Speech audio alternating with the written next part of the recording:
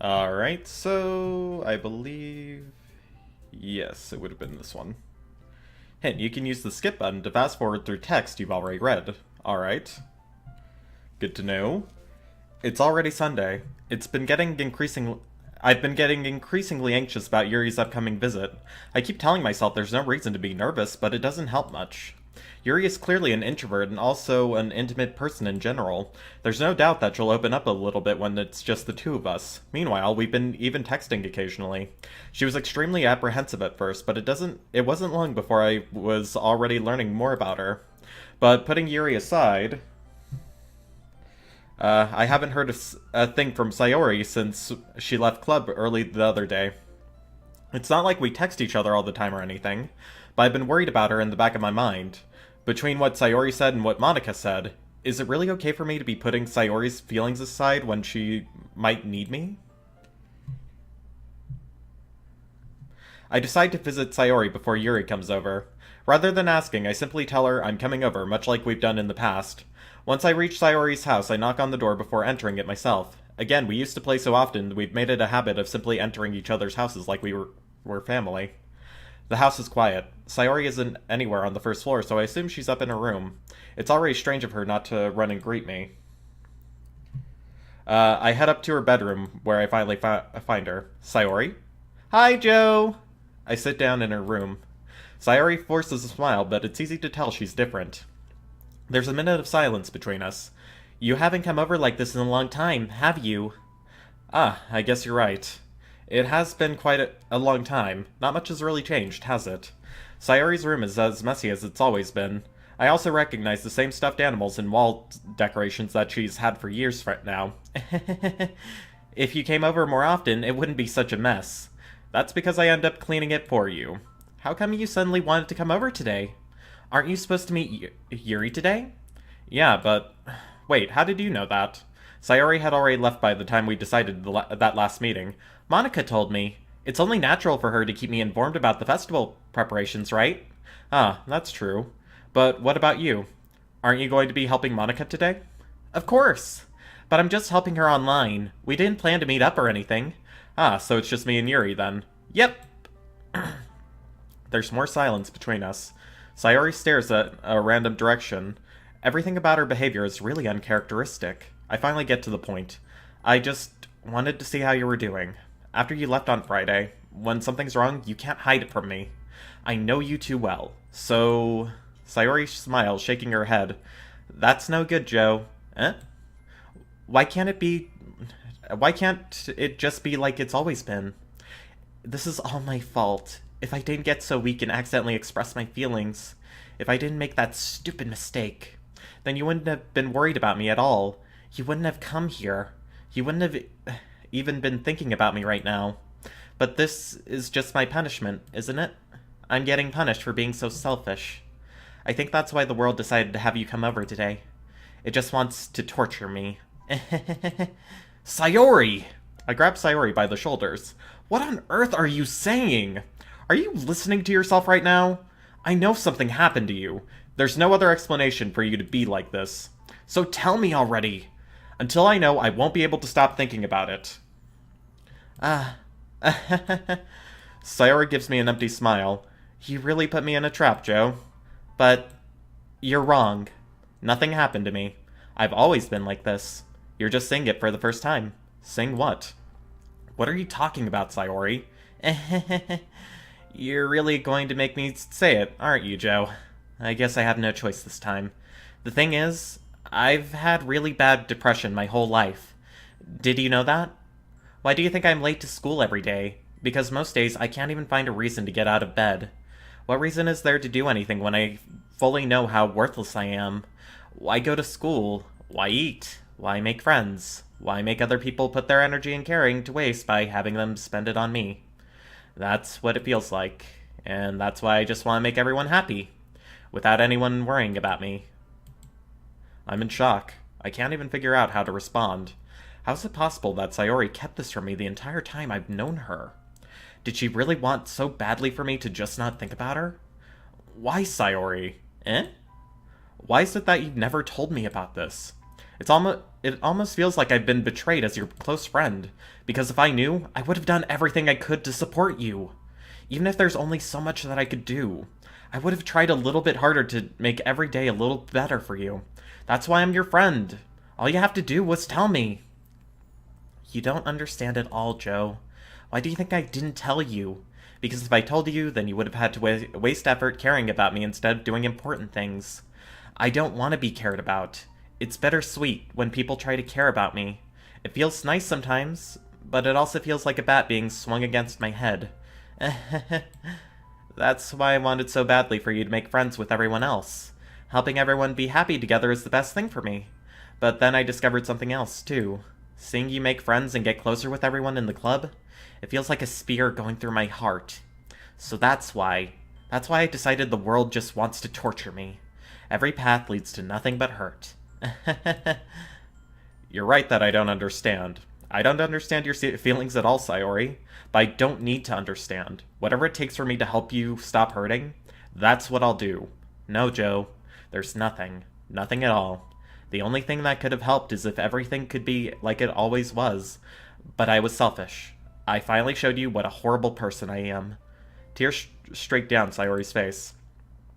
I made you join the literature club because I was selfish. And I was punished by my heart hurting in a way that I couldn't understand. And now you came here and I made you hurt too. I'm just weak and selfish. That's all I am. And that's why I'm going to accept these punishments. Because I deserve every last one. Without thinking, I once again grabbed Sayori's shoulders. This time I pull her into a tight embrace. Joe. Sayori. I don't care if you feel selfish. I'm really happy that you convinced me to join the club. Seeing you every day makes it worthwhile enough. If I make friends with everyone else, then that's just a bonus. But please never underestimate how much I care about you. I wouldn't have it any other way. Joe. Sayori isn't hugging me back. Despite my arms being wrapped around her, Sayori's arms remain at her sides. She starts sobbing next to my ear. No. Don't do this to me. Please don't do this. Joe, Sayori barely manages to speak between her sobs. I don't know if I'm doing the right thing, but all I want is for her to know that I care. If you have it in you to call yourself selfish, then you have to let me be selfish too. No matter what it takes, I'll figure out what needs to change. I'll make these feelings go away. And if there's anything that you need me to do, then you better tell me. I'll get mad if you don't. I don't know. Gently, Sayori finally puts her arms around me in return. I don't know anything. It's all really scary. I don't understand any of my feelings, Joe. The only time I'm not feeling nothing is when I'm feeling pain. But your hugs are so warm, and that's really scary too. Sayori lets me go. As she does so, I let her go as well. The festival is tomorrow. Yeah. It's going to be fun, right? Yeah. How would you like for me to spend it all with you? It's what I want. I promise. I think that would be nice then. Yeah. Sayori wipes her eyes. If I could spend the whole day here, I would. Of all days, this has to be the one where I have other plans. Maybe I should cancel. No, don't! Please don't. If you did that, then I really wouldn't forgive you. But it's almost time for Yuri to meet me at my house. At the very least, do you want to come along and help out?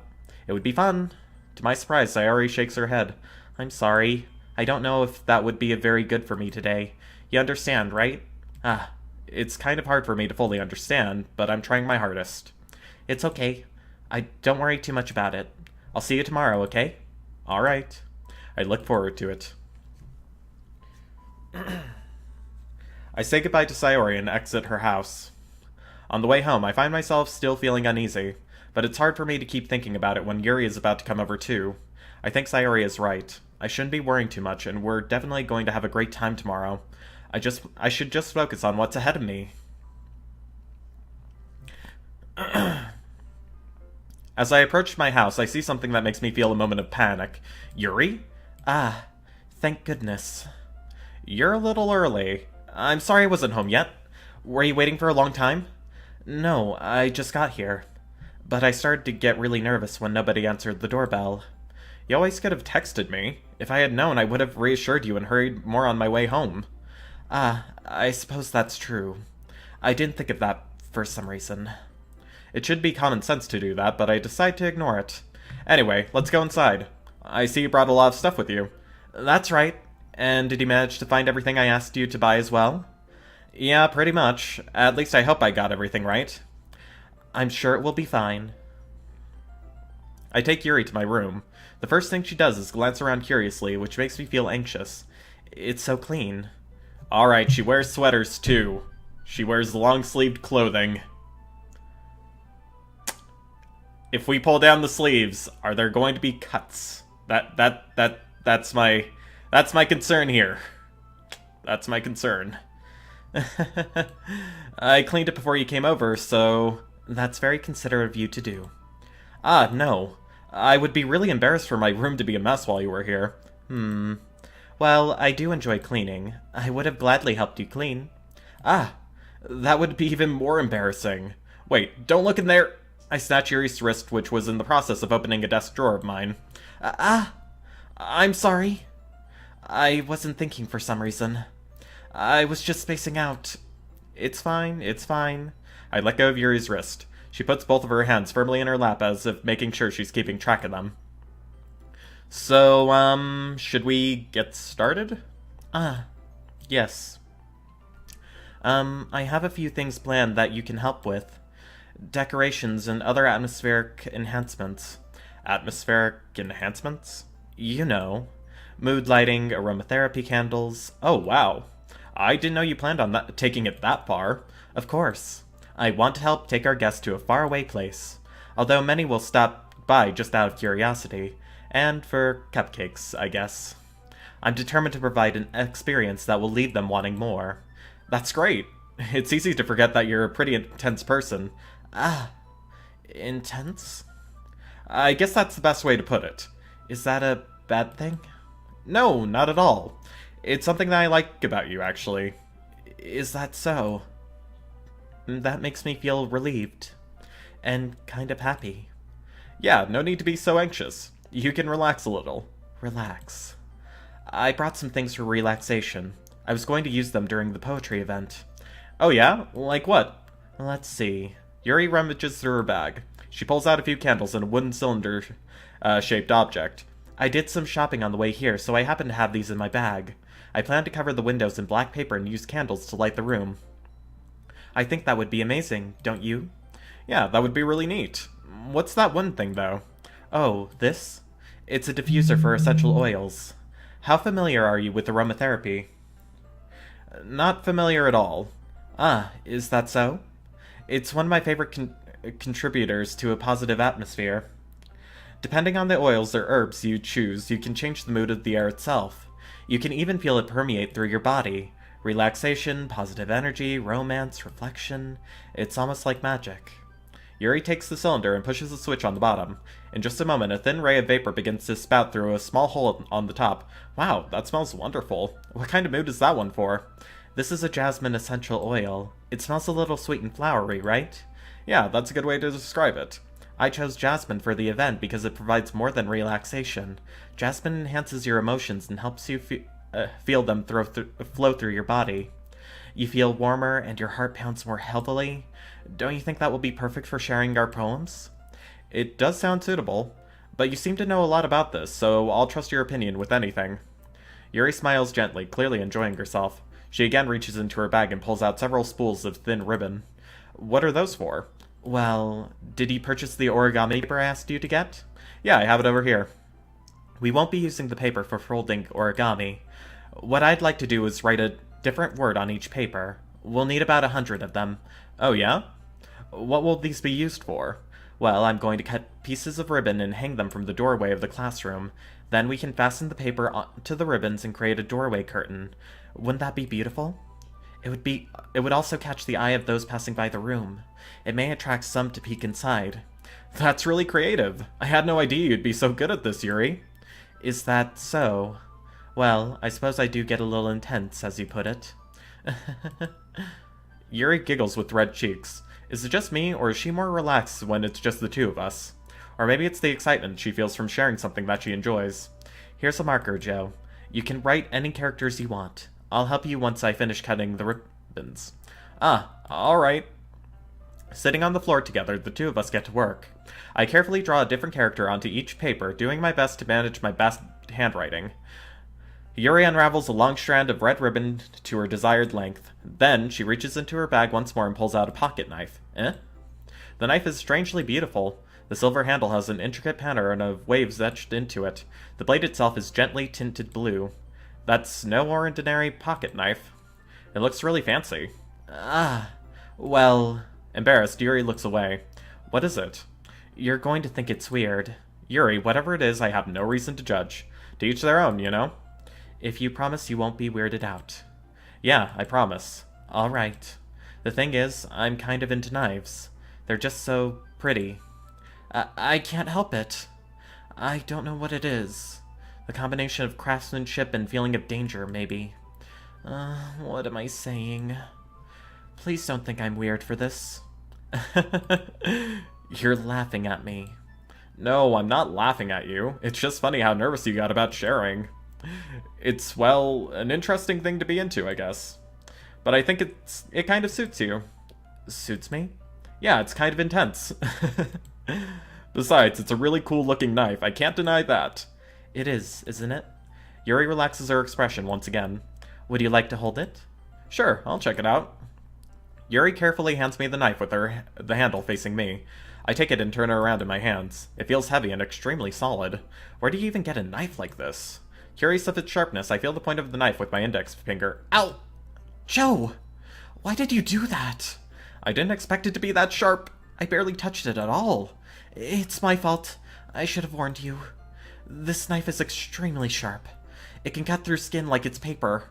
Oh no. A small drop of blood trickles down the side of my finger. Yuri takes my hand and gives the wound a closer look. She stares at it and nosebly fidgets. If you're squeamish, I'll go wash it off now. Without warning, Yuri puts my finger in her mouth and licks the wound. I feel her tongue curl around my finger. Startled, I instinctively pull my hand back. Oh, please forgive me. I wasn't thinking. Yeah, I think that she might be into self-harm. I think that might be a real thing there. I mean, we already have someone who's suffering severe depression, so why not add self-harm to the mix? It's all a bunch of fun here! Yuri lowers her head and her face burning up. Yuri, that's the most embarrassing thing I've ever done. How could I do something like that? I'm sorry. I'm sorry. Sure, it was a little weird and it took me by surprise, but I guess she was just trying to help, right? Yuri, I think you're overreacting a little. She doesn't lift her head. What if she doesn't recover from this for the rest of the afternoon? Alright, you know what? This might be a stupid thing to do, but I do it anyway. I take Yuri's hand and lick her index finger in return. Joe! Did you really just do that? Now we're even. Yuri just looks at me like I did something wrong. I knew that would be a bad idea. If not for the sweet aroma of jasmine oil, the air would be extremely heavy right now. You're so weird, Joe. Yuri giggles shyly. Yuri calling me weird? I have no response to that. Where do you keep your bandages? I don't think I need one, actually. It was a tiny cut. Look, it already stopped bleeding. I see. That's relieving. The tension is quickly lifted. We each resume our respective activities. I watch Yuri's knife cut through the ribbon like it's nothing but air. Meanwhile, I continue to make progress on the paper. After we finish attaching the paper to the ribbons, we lay them all outside one by side. Lay them out side by side. God damn it, Joe. Learn to English. It looks better than I expected, and it will be very effective as a door curtain. It looks great. Good thinking coming up with this, Yuri. Thanks. It's just something I saw online, really. Are you ready to move on to the next task? Yeah, let's do it. What do you have in mind? I'd like to create a banner. That's why I asked you to buy the paint tablets. That's right. One of the items Yuri had asked me was to buy a kit of watercolor paint tablets. We'll need about 6 cups of water to put each of the tablets in. Do you mind fetching those for us? Of course not. 6 cups of water. I'll be right back in a minute. Thank you very much. Oh, and just a little bit of water is okay. If you fill the cups too much, it will be too diluted. Taking Yuri's advice, I decide to use small plastic bathroom cups rather than full-size glasses. I put them on a plate to catch any paint that drips, then bring it back into my room. Yuri? Yes? I come in to see Yuri quickly unrolling her sleeve, pulling it back over her arm. Ah, nothing. Your face is a little red. Is it hot in here or anything? Ah, no, not at all. There's nothing wrong, so let's mix the paint. Were you cutting yourself in my room, Yuri? Yuri hurriedly dismisses me and takes it upon herself to unwrap the tablets, dropping them into the cups. So, I thought we would do something simple that would look very nice. I'd like to paint a gradient across the banner, starting with the colors for a sunrise, then daytime, then sunset, and nighttime. Once it dries, I'll write an inspirational quote across the banner. Then we can hang it on the wall behind the podium at the front of the classroom. Ah, neat. What are you going to write? Well, it will be more fun to surprise you. Yuri smiles at me. If you say so. After rolling out the banner, Yuri and I kneel on opposite sides so we don't get in the way of each other. Yuri uses a brush and adds a few dots of different colors across the banner to serve as a color guide when we paint. This kind of reminds me of elementary school. Painting on a banner with watercolors feels a lot like art class projects we did back then. It's relaxing. I'm sorry if it feels too childish. No, I didn't mean that at all. It's kind of fun, you know? Yeah, it is fun. I'm glad you feel that way too. Yuri stops painting for a moment, thinking to herself, for me, I don't need to go out and do crazy things to have fun. In fact, I usually don't even want to. I just like it when I can spend time with one other person. Even if it's something simple, like reading, it doesn't even matter if we don't talk much. Just having a friend next to me makes things feel a little bit nicer. I think that's all it takes for me to be happy. Is that so? Even if Yuri and I are quite different, I can understand where she's coming from. I feel that way about things like anime and games, where simply sharing the experience with someone can make me happy. I think I feel the same way. Yuri smiles gently. I knew you'd understand. Yuri leans over the banner to grab an unused paintbrush, but I move at the same time, causing my head to bump into hers. Yeah, sorry. Yuri reels back and I quickly lift my hands in surprise. Are you hurt? No, I'm not hurt. It just startled me, that's all. Sorry, I should have asked you to get it for me. It's not your fault. Ah, your face. There are droplets of paint on Yuri's face and neck. Is there something on my face? Yeah, I accidentally got paint on you. Sorry, it's totally my fault. I'll get a towel right away. I rush out and fetch a small towel, then dampen it with hot water. I return to my room and kneel back in front of her. Here. I pat down Yuri's face and neck with the towel. Is something wrong? It's hot. I just didn't expect it. Sorry. I didn't want to use cold water. Having finished, I start to retract my hand, but Yuri suddenly holds my wrist. Wait. Just for a little longer. It feels really nice. I keep my hand still against Yuri's neck. She looks into my eyes. It's an intense expression that I recognize from when she reads her books. It's almost as if she's lost in a daze, enveloped by her own thoughts. She breathes gently, half through slightly parted lips. What is happening? Is it the aroma of the jasmine oil giving me this dizzy feeling?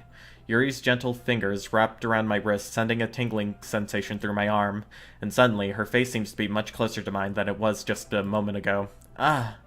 Yuri slowly pulls away. Sorry. I've been feeling a little lightheaded today. I didn't mean to space out. It's fine. The moment is over as soon as it began. Yuri picks up her brush again, but her movement seems clumsier, like she's unable to focus. I remain silent, forced to ignore the event that just transpired. I hesitantly retrieve my own brush and continue following Yuri's example.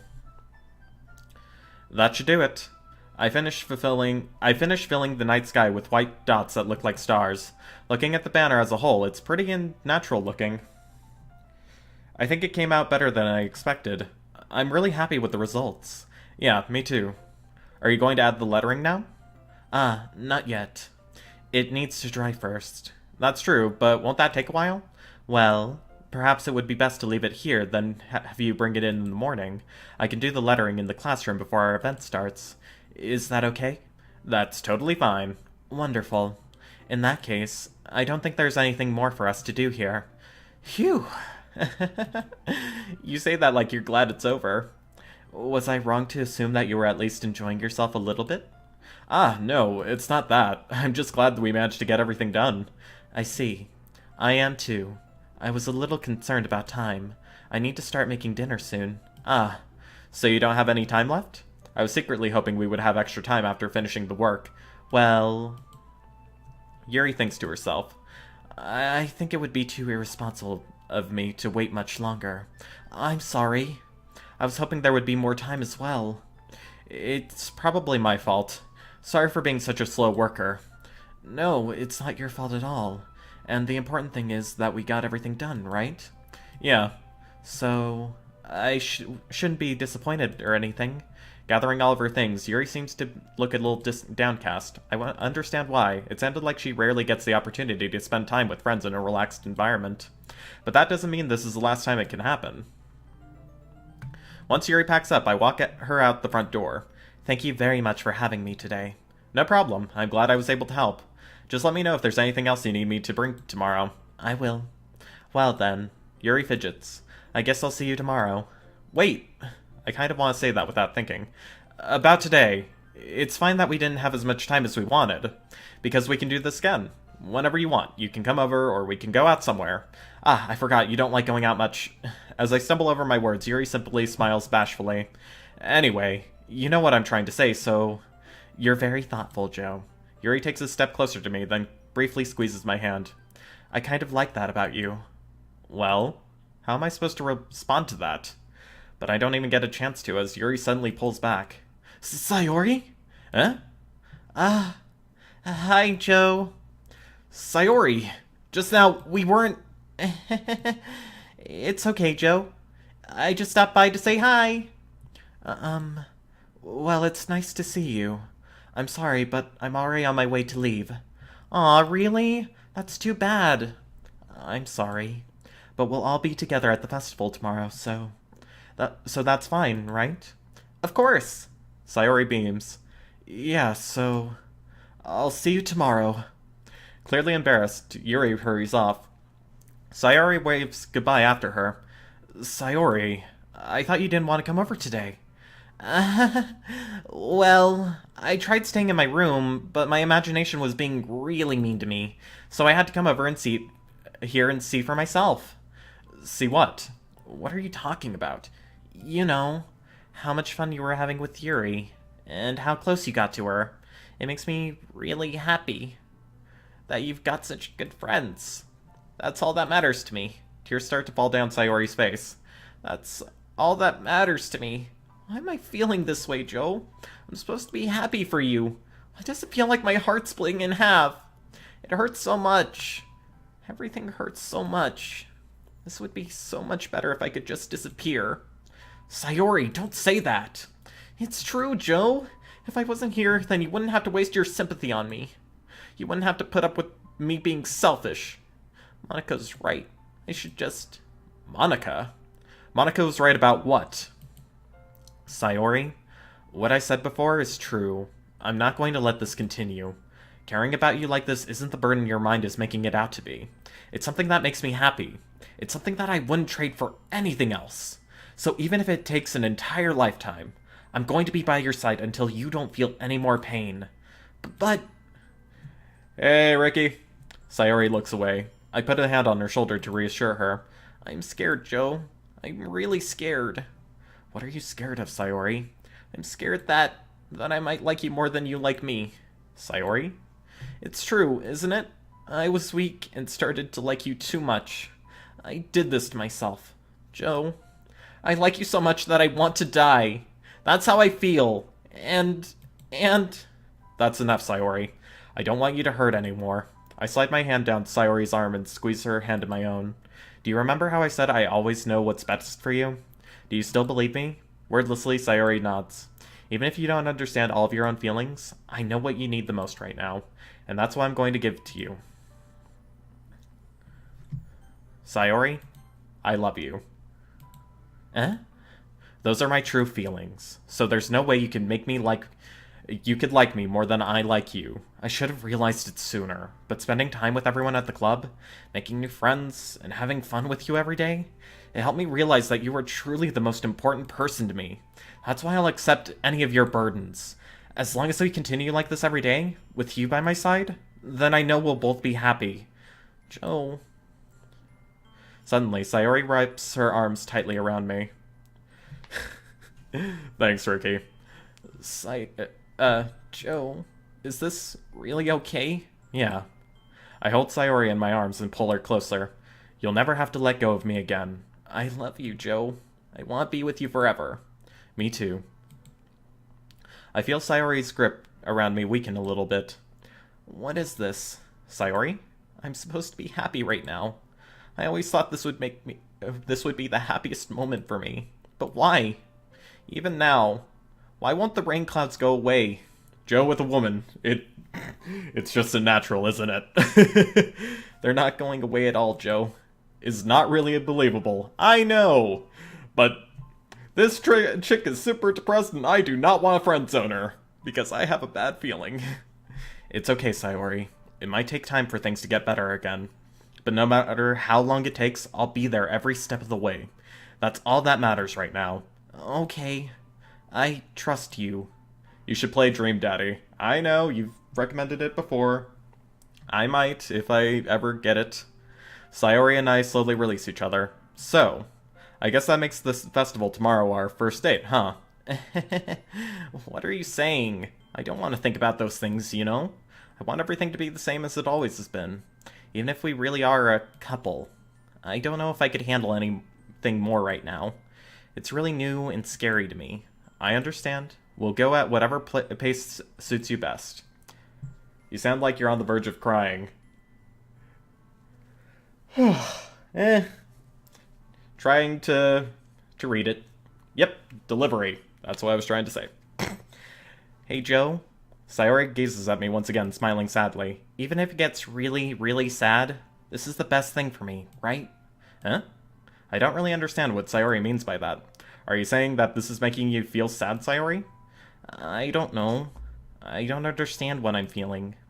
It felt like a bunch of thorns when you told me you love me, but that's why I want to trust you. You know what's best for me. Yeah, I do. That's my promise. I say that, but in reality, I've never felt more uncertain when it comes to Sayori. I know that I love her, and she loves me, but I'm having as much trouble understanding Sayori's feelings as she is. Even though I can comfort her, I keep wondering if I should be doing something more or something different. I know these thoughts will continue to plague me until things are back to the way they were. Is that what Sayori meant by not wanting anything to change? I don't know, but I know that I'll give it everything I've got. Sayori is the most important person to me, and I'll do whatever it takes to have a happy future with her. It's the day of the festival. Of all days, I expected this to be the one where I'd be walking to school with Sayori, but Sayori isn't answering her phone. I considered going to her house to wake her up, but decided that's a little too much. Meanwhile, the preparations for the event should be nearly complete. Go to Sayori, go wake her ass up, walk to school with her. She is not a good place right now, man. Come on, MC-kun, get your ass over there and take her to school. Meanwhile, the preparations for the event should be nearly complete. The banner Yuri and I painted is dry, and I gently rolled it up to take it with me. She sent me a pleasant text, reminding me not to forget anything, and I reassured her. Funnily enough, I probably feel the same way as Natsuki about the event. I'm more excited for it to be over, so I can spend time with Sayori and Yuri at the festival. But knowing Monika, I'm sure the event will be great too. Joe, you're the first one here. Thanks for being early. That's funny. I thought that at least Yuri would be here by now. Monika is placing little booklets on each of the desks in the classroom. They must be the one she prepared that has all the poems we're performing. In the end, I found a random poem online that I thought Monika would like and submitted it. So that's the one I'll be performing. I'm surprised you didn't bring Sayori with you. Yeah, she overslept again. That dummy. She just told you that she's depressed, you stupid son of a... You'd think that on days this important, she'd try a little harder. I want to smack him. I want to smack him so hard right now. I say that, but suddenly I remember what Sayori told me yesterday. You should have realized this the entire time, you moron. And I suddenly feel awful, knowing it's not nearly that simple for her. I only said it because it's the way I'm used to thinking, but maybe I should have gone to wake her up after all? Yes. You should take a little responsibility for her, Joe. I mean, especially after your exchange with her yesterday. You kind of left her hanging this morning, you know? Exchange? Monika, you know about that?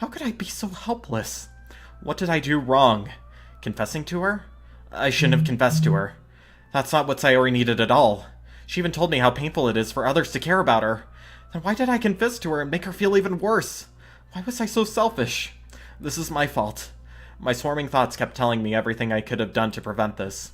If I just spent more time with her, walked her to school, and remained friends with her like it always has been, then I could have prevented this. I know I could have prevented this. Screw the literature club. Screw the festival. I just lost my best friend. Someone I grew up with. She's gone forever now. Nothing I do can bring her back. This isn't some game where I can reset and try something different. I had only one chance, and I wasn't careful enough. And now I'll carry this guilt with me until I die. Nothing in my life is worth more than hers. But I still couldn't do what she needed from me. And now, I can never take it back. Never. Never. Never. Never. Never. End. Alright.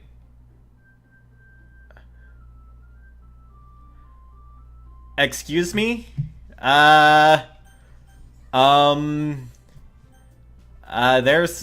There's a problem with this image over here. There is supposed to be one Sayori over here.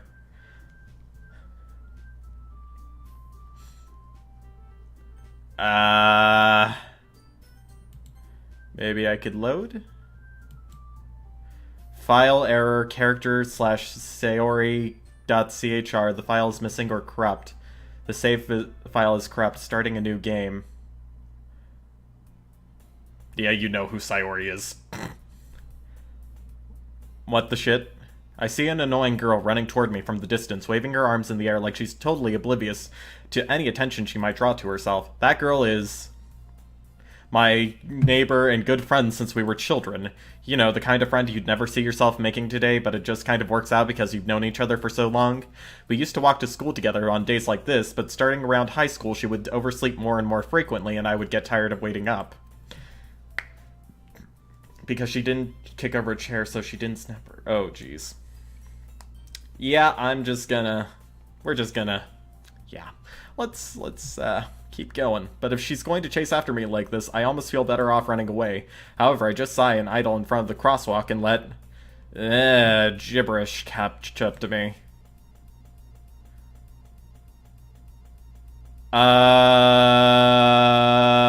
What? It's an ordinary school day, like any other. Mornings are usually the worst, being surrounded by couples and friend groups walking to school together. Meanwhile, I've always walked to school alone.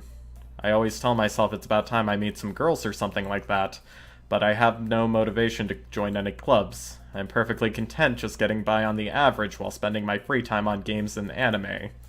There's always the anime club, but it's not like there would be any girls in it anyway. The school day is as ordinary as ever, and it's over before I know it. After I pack up my things, I stare blankly at the wall, looking for an ounce of motivation. Clubs. There really aren't any that interest me. Besides, most of them would probably be way too demanding for me to want to deal with. I guess I have no choice but to start with the anime club. Joe? Monica? Oh my goodness, I didn't expect to see you here. Alright. It's been a while, right? You knew that she killed herself, you son of a bitch. She even said, you left her hanging this morning, and you also said, don't strain yourself. And you also know that we're in a game because you managed... Yeah, jeez. Hello. Ah, yeah, it has. Monica smiles sweetly. We do know each other. Well, we rarely talk, but we were in the same class last year. Monica was probably the most popular girl in class. Smart, beautiful, athletic. Basically, completely out of my league. So having her smile at me so genuinely feels a little... What did you come in here for, anyway? Oh, I've been looking for some supplies to use for my club. Do you know if there's any construction paper in here? Or markers? I guess you could check the closet. You're in the debate club, right? About that. I actually quit the debate club. Really? You quit? I want to invite you to my literature club. You're very cute with your glasses. I'm good. I mean, I like to read, but I'm pretty busy. Don't think I have time for a club. Yeah. To be honest, I can't stand all the politics around the major clubs. It feels like nothing but arguing about the budget and publicity and how to prepare for events. I'd much rather take something I personally enjoy and make something special out of it. In that case, what club... Oh, in that case, what club did you decide to join? Actually, I'm starting a new one. A literature club. What's up with the screen tearing? Literature? That sounds kind of dull. How many members do you have so far? It's kind of embarrassing, but there are only 3 of us so far. It's really hard to find new members for something that sounds so boring. Well, I can see that. But it's really not boring at all, you know? Literature can be anything. Reading, writing, poetry. I mean, one of my members even keeps her manga collection in the club room. My tip of the day is when tying a knot, make sure it is tight so it doesn't come loose. Well, that's a good tip. That's a pretty good tip. Yep. Wait, really? Yeah, it's funny, right? She always insists that manga is literature too. I mean, she's not wrong, I guess. And besides, a member's a member, right? Did Monica say she? Hey, Joe. By any chance, are you still looking for a club to join? I was going to say don't eat cheese before noon. I mean, I guess so, but in that case, is there any chance you could do me a big favor? I won't ask you to join, but if you could at the very least visit my club, it would make me really happy. Please? Well, I guess I have no choice to refuse. I mean, no reason to refuse. Besides, how could I ever refuse someone like Monica? Sure, I guess I could check it out. Ah, awesome. You really are sweet, Joe. You know that? It's nothing, really. Shall we go, then? I'll look for the materials another time. You're more important. I'm good. I'm sorry. I'm good. I can't really join any clubs right now. Thank you for inviting me, though. And thus today marks the day I sold my soul to Monica and her irresistible smile. I timidly follow Monica across the school and upstairs, a section of the school I rarely visit, being generally used for third-year classes and activities. Monica, full of energy, swings open the classroom door. I'm back! And I brought a guest with me. Huh? A guest? Seriously? You brought a boy? Way to kill the atmosphere. Don't be mean, Natsuki. But anyway, welcome to the club, Joe. All the words escape me in this situation. This club is full of incredibly cute girls. So, let me guess. You're Monica's boyfriend, right? What? No, I'm not. Natsuki. The girl with the sour attitude, whose name is apparently Natsuki, is one I don't recognize. Her small figure makes me think she's probably a first year. Anyway, this is Natsuki, energetic as usual, and this is Yuri, the vice president. It's nice to meet you. Yuri, who appears comparably more mature and timid, seems to have a hard time keeping up with someone like Natsuki. Yeah, it's nice to meet both of you. So, I ran into Joe in a classroom, and he decided to come check out the club. Isn't that great? Wait, Monica, didn't I tell you to let me know in advance before you brought anyone new? I was going to, well, you know. Sorry, I didn't forget that. I just happened to run into him. Obviously, Natsuki is annoying, and Yuri is too shy and obsessive about her books. Yuri's okay. I mean, I haven't got any chances to hang out with Monica, and honestly, I do want to hang out with her, just because she seems like an interesting character. Seems like she knows what's going on. Really knows what's going on. In that case, I should at least make some tea, right? Yeah, that would be great. Why don't you come sit down, Joe? The girls have a few desks arranged to form a table. Yuri walks to the corner of the room and opens the closet. Meanwhile, Monica and Natsuki sit across from each other. Still feeling awkward, I take a seat next to Monica. So I know you didn't really plan on coming here, but we'll make sure you feel right at home, okay? As president of the Literature Club, it's my duty to make the club fun and exciting for everyone. Well, yeah, I should know. I'm the club president. That still doesn't explain a lot. Just saying. I'm surprised there aren't more people in the club yet. It must be hard to start a new club. You could put it that way. Not many people are very interested in putting out all the effort to start something brand new, especially when it's something that doesn't grab your attention like literature. You have to work hard to convince people that you're both fun and worthwhile, but it makes school events like the festival that much more important. I'm confident that we can all really grow this club before we graduate. Right, Natsuki? Well, I guess. Natsuki reluctantly agrees. But such different girls all interested in the same goal. Monica must have worked really hard just to find these two. Yuri returns to the table carrying a tea set. She carefully places a teacup in front of each of us before setting down the teapot in the middle. You keep a whole tea set in this classroom? Don't worry, the teachers gave us permission. After all, doesn't a cup of hot tea help you enjoy a good book? I guess. Don't let yourself get intimidated. Yuri's just trying to impress you. That's not... Insulted, Yuri looks away. I meant that, you know? I believe you. Well, tea and reading might not be a pastime for me, but I at least enjoy tea. I'm glad. Yuri faintly smiles to herself in relief. So, Joe, what kind of things do you like to read? Well, considering how little I read these past few years, I don't really have a good way of answering that. Mystery novels. Murder mystery novels, to be specific. Manga. I mutter quietly to myself, half joking. Natsuki's head suddenly perks up. It looks like she wants to say something, but she keeps quiet. Not much of a reader, I guess. Well, that could change. What am I saying? I spoke without thinking after seeing Yuri's sad smile. Anyway, what about you, Yuri? Well, let's see. Yuri traces the rim of her teacup with her fingers. My favorites are usually novels that build deep and complex fantasy worlds. The level of creativity and craftsmanship behind them is amazing to me. And telling a good story in such a foreign world is equally impressive. Yuri goes on, clearly passionate about her reading. She seemed so reserved and timid since the moment I walked in, and it's obvious by the way her eyes light up that she finds her comfort in the world of books, not people. But you know, I like a lot of things. Stories with deep psychological elements usually immerse me as well. Isn't it amazing how a writer can so deliberately take advantage of your own lack of imagination to completely throw you for a loop? Anyway, I've been reading a lot of horror lately. I'm sure you have, Yuri. I'm sure you have. So have I. I read a horror book once. I desperately grasped something I can relate to at the minimal level. At this rate, Yuri might as well be having a conversation with a rock. I'd expect that from you, Yuri. It's your personality. Oh, is that so? Really, if a story makes me think or takes me to another world, then I really can't put it down. Surreal horror is often very successful at changing the way you look at the world, if only for a brief moment.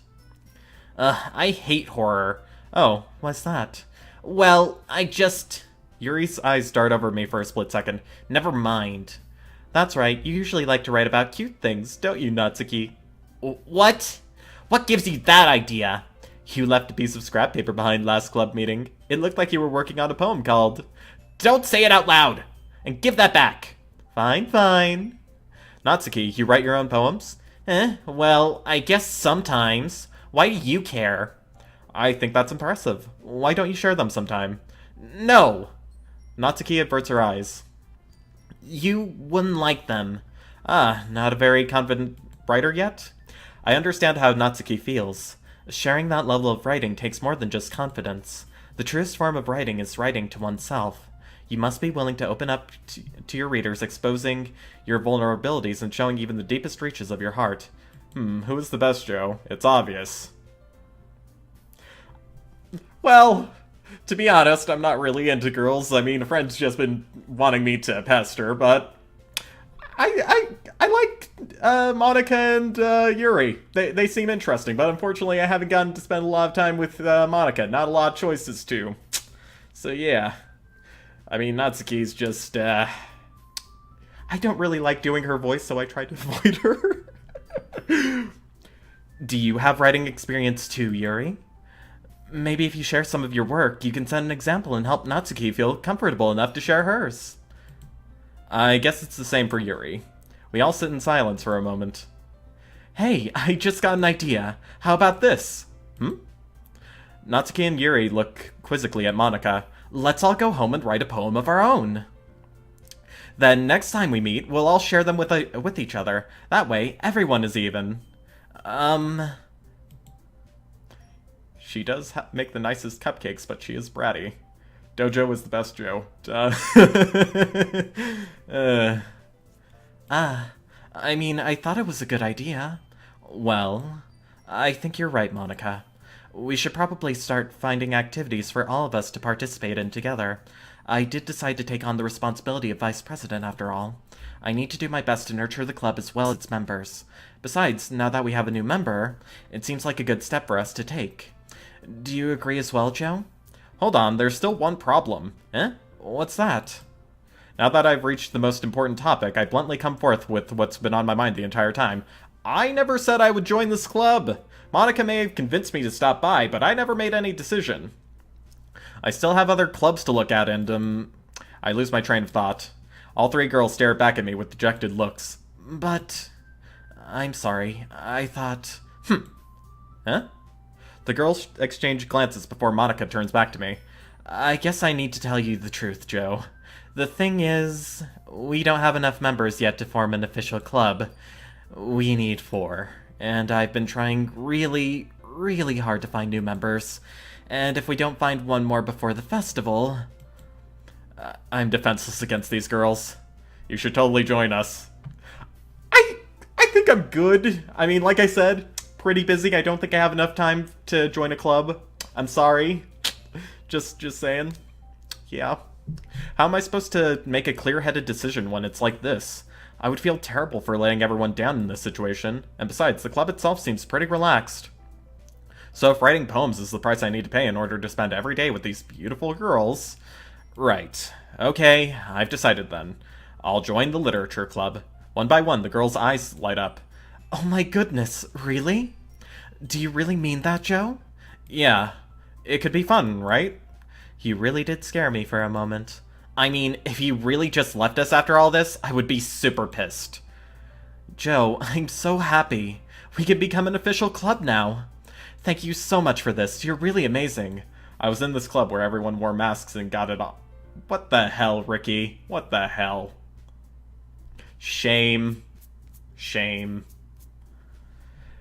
I'll do everything I can to give you a great time, okay?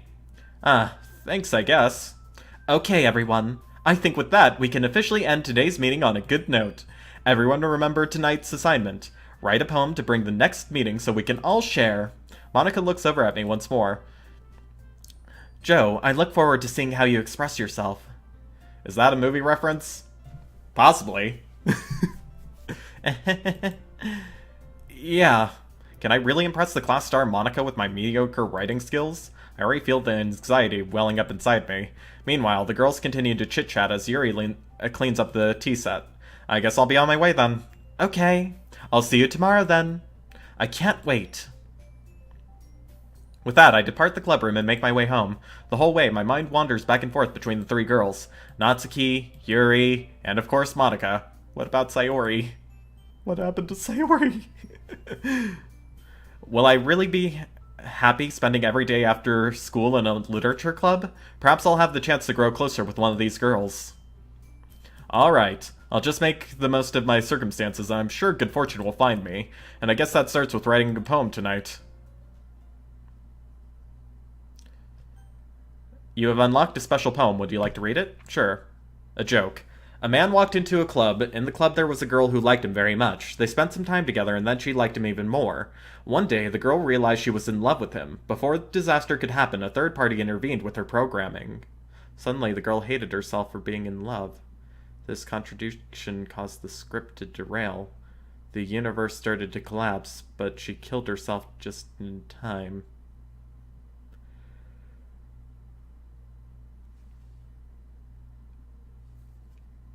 What? What the hell, man? Okay, we still can't impress Monica with our awesome, writing skills. Oh. Death. Fear. Secretive. Melancholy. Depression. Despise. Tragedy. Unrestrained. Grief. Uncontrollable. Massacre. Tears. Broken. Suicide. Insight. Existence. Incongruent. Hopeless. Contamination. Hi again, Joe. Glad to see you didn't run away on us. Nah, don't worry. This might be a little strange for me, but I at least keep my word. Well, I'm back at the literature club. I was the last to come in, so everyone else is already hanging out. Why did your face just glitch, Yuri? Thanks for keeping your promise, Joe. I hope this isn't too overwhelming of a commitment for you, making you dive headfirst into literature when you're not accustomed to it. Okay, we're just going to ignore the glitches? That's fine? That's fine. Oh, come on. Like, he deserves any slack. You already had to be dragged here by Monica.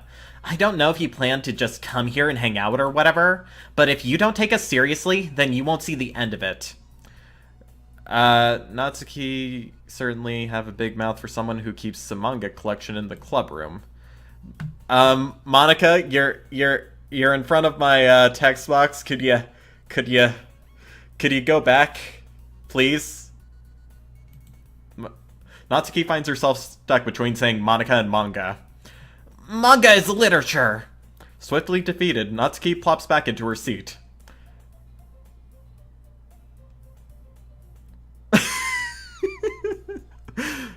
I'm sorry, Joe. We'll make sure to put your comfort first, okay? Yuri shoots Natsuki with a disappointed glance. Anyway, now that you're in the club and all, perhaps you might have interest in picking up a book to read? Well, I can't really say no either way. Like you said, I'm in this club now. So it only feels right for me to do something like that if you ask. Wait, I didn't mean it like that. If you don't really want to, then forget I said anything, I guess. No, it's not that, Yuri.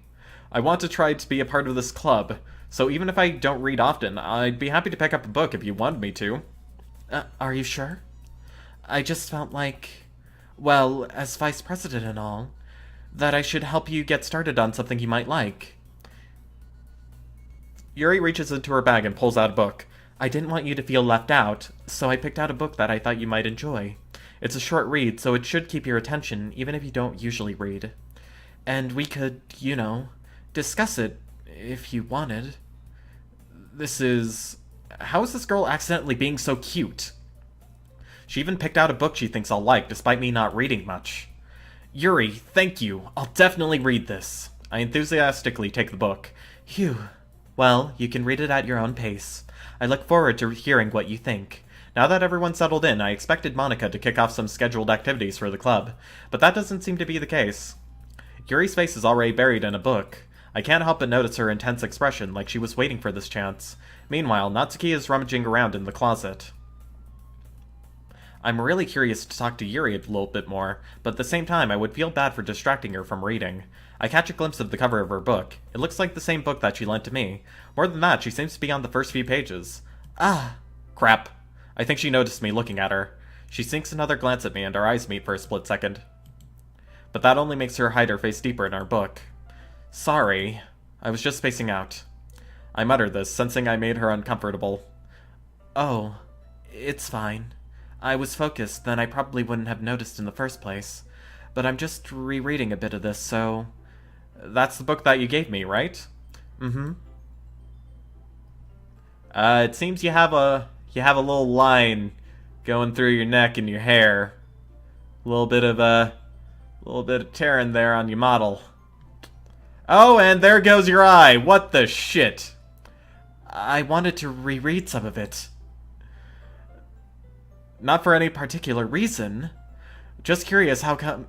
How come you have two copies of... just curious, how come you have two copies of the same book? Ah, well, when I stopped at the bookstore yesterday... that's not what I meant. I mean... I just happened to buy two of them. Ah, I see. There's something fairly obvious here that Yuri isn't telling me, but I decided to let it go. Yeah, I saw that. Definitely, saw that. I don't think you need to be sorry, though. I'll definitely start reading it soon. I'm glad to hear. Once it starts to pick up, you might have a hard time putting it down. It's very engaging and It's a very engaging and relatable story. Is that so? What's the story about anyway? Well, I look at the cover of the book. The book is titled Portrait of Markov. There's an ominous-looking eye symbol on the front cover. Basically, it's about this religious camp that was turned into a human experiment prison, and the people trapped there have this trait that turns them into killing machines that lust for blood.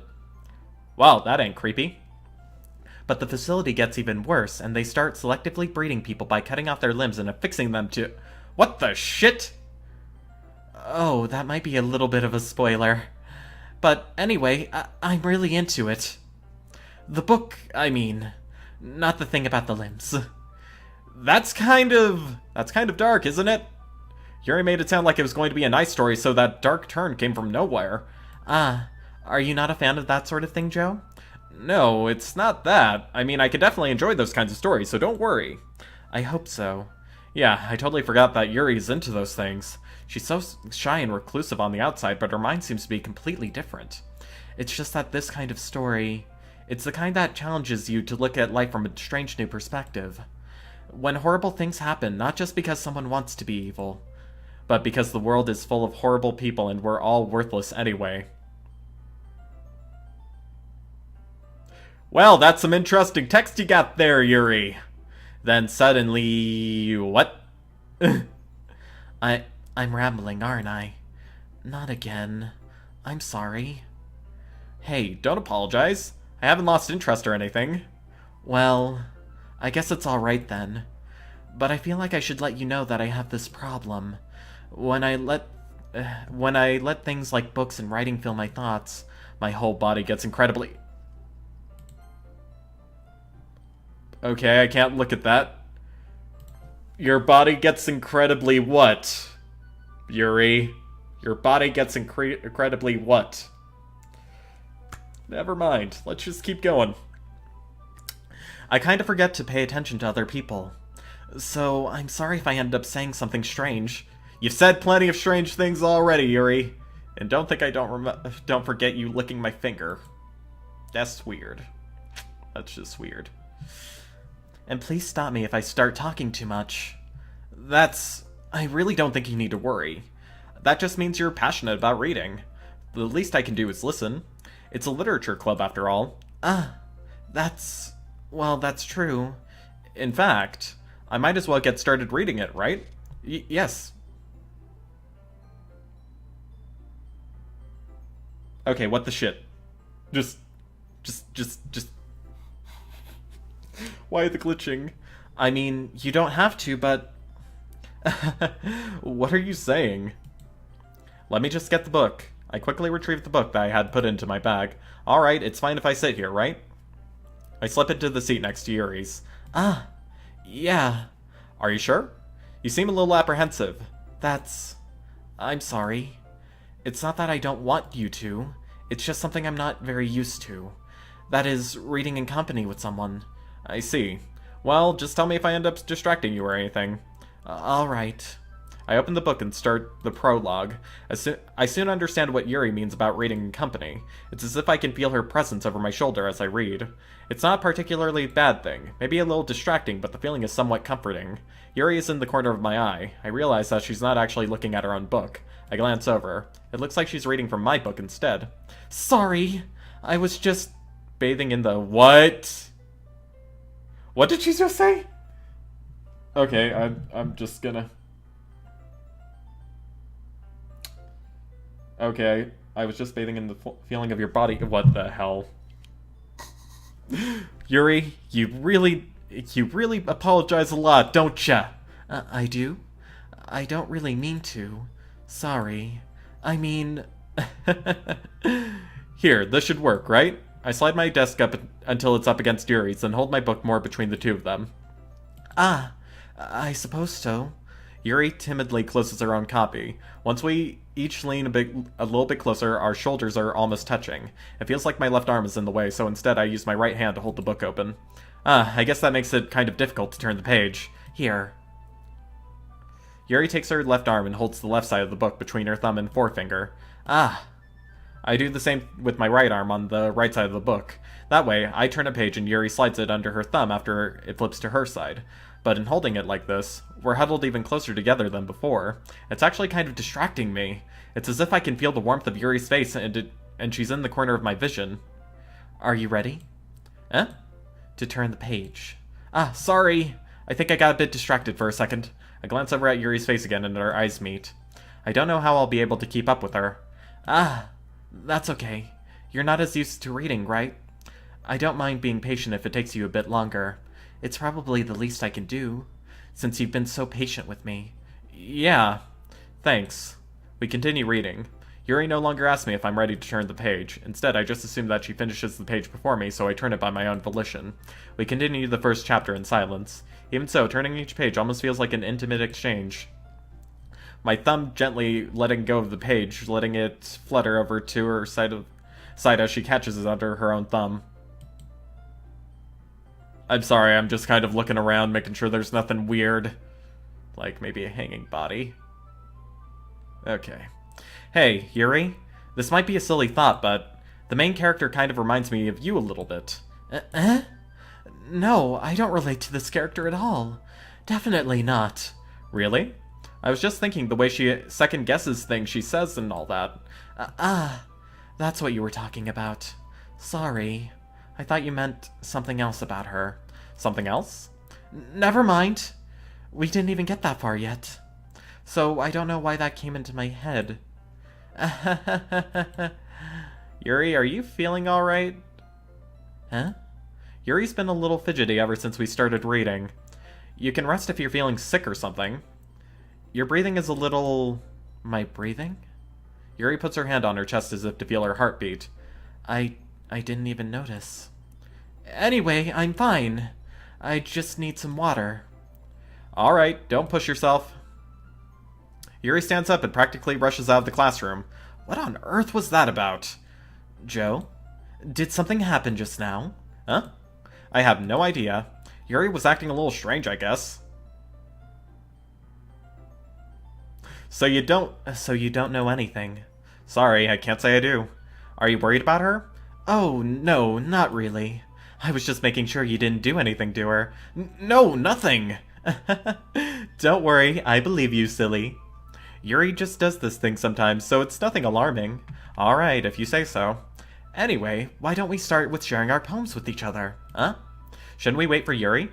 Well, she might be a little while, so I figured we'd just get started without her. Is that okay?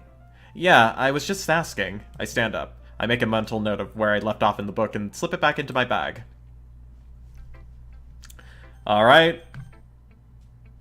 Let's go with Monica first. I should start with Monica. Yesterday she seemed eager to read my poem, and I want her to know I'm putting in effort. Hi, Joe. Having a good time so far? Yeah. Good. Glad to hear it.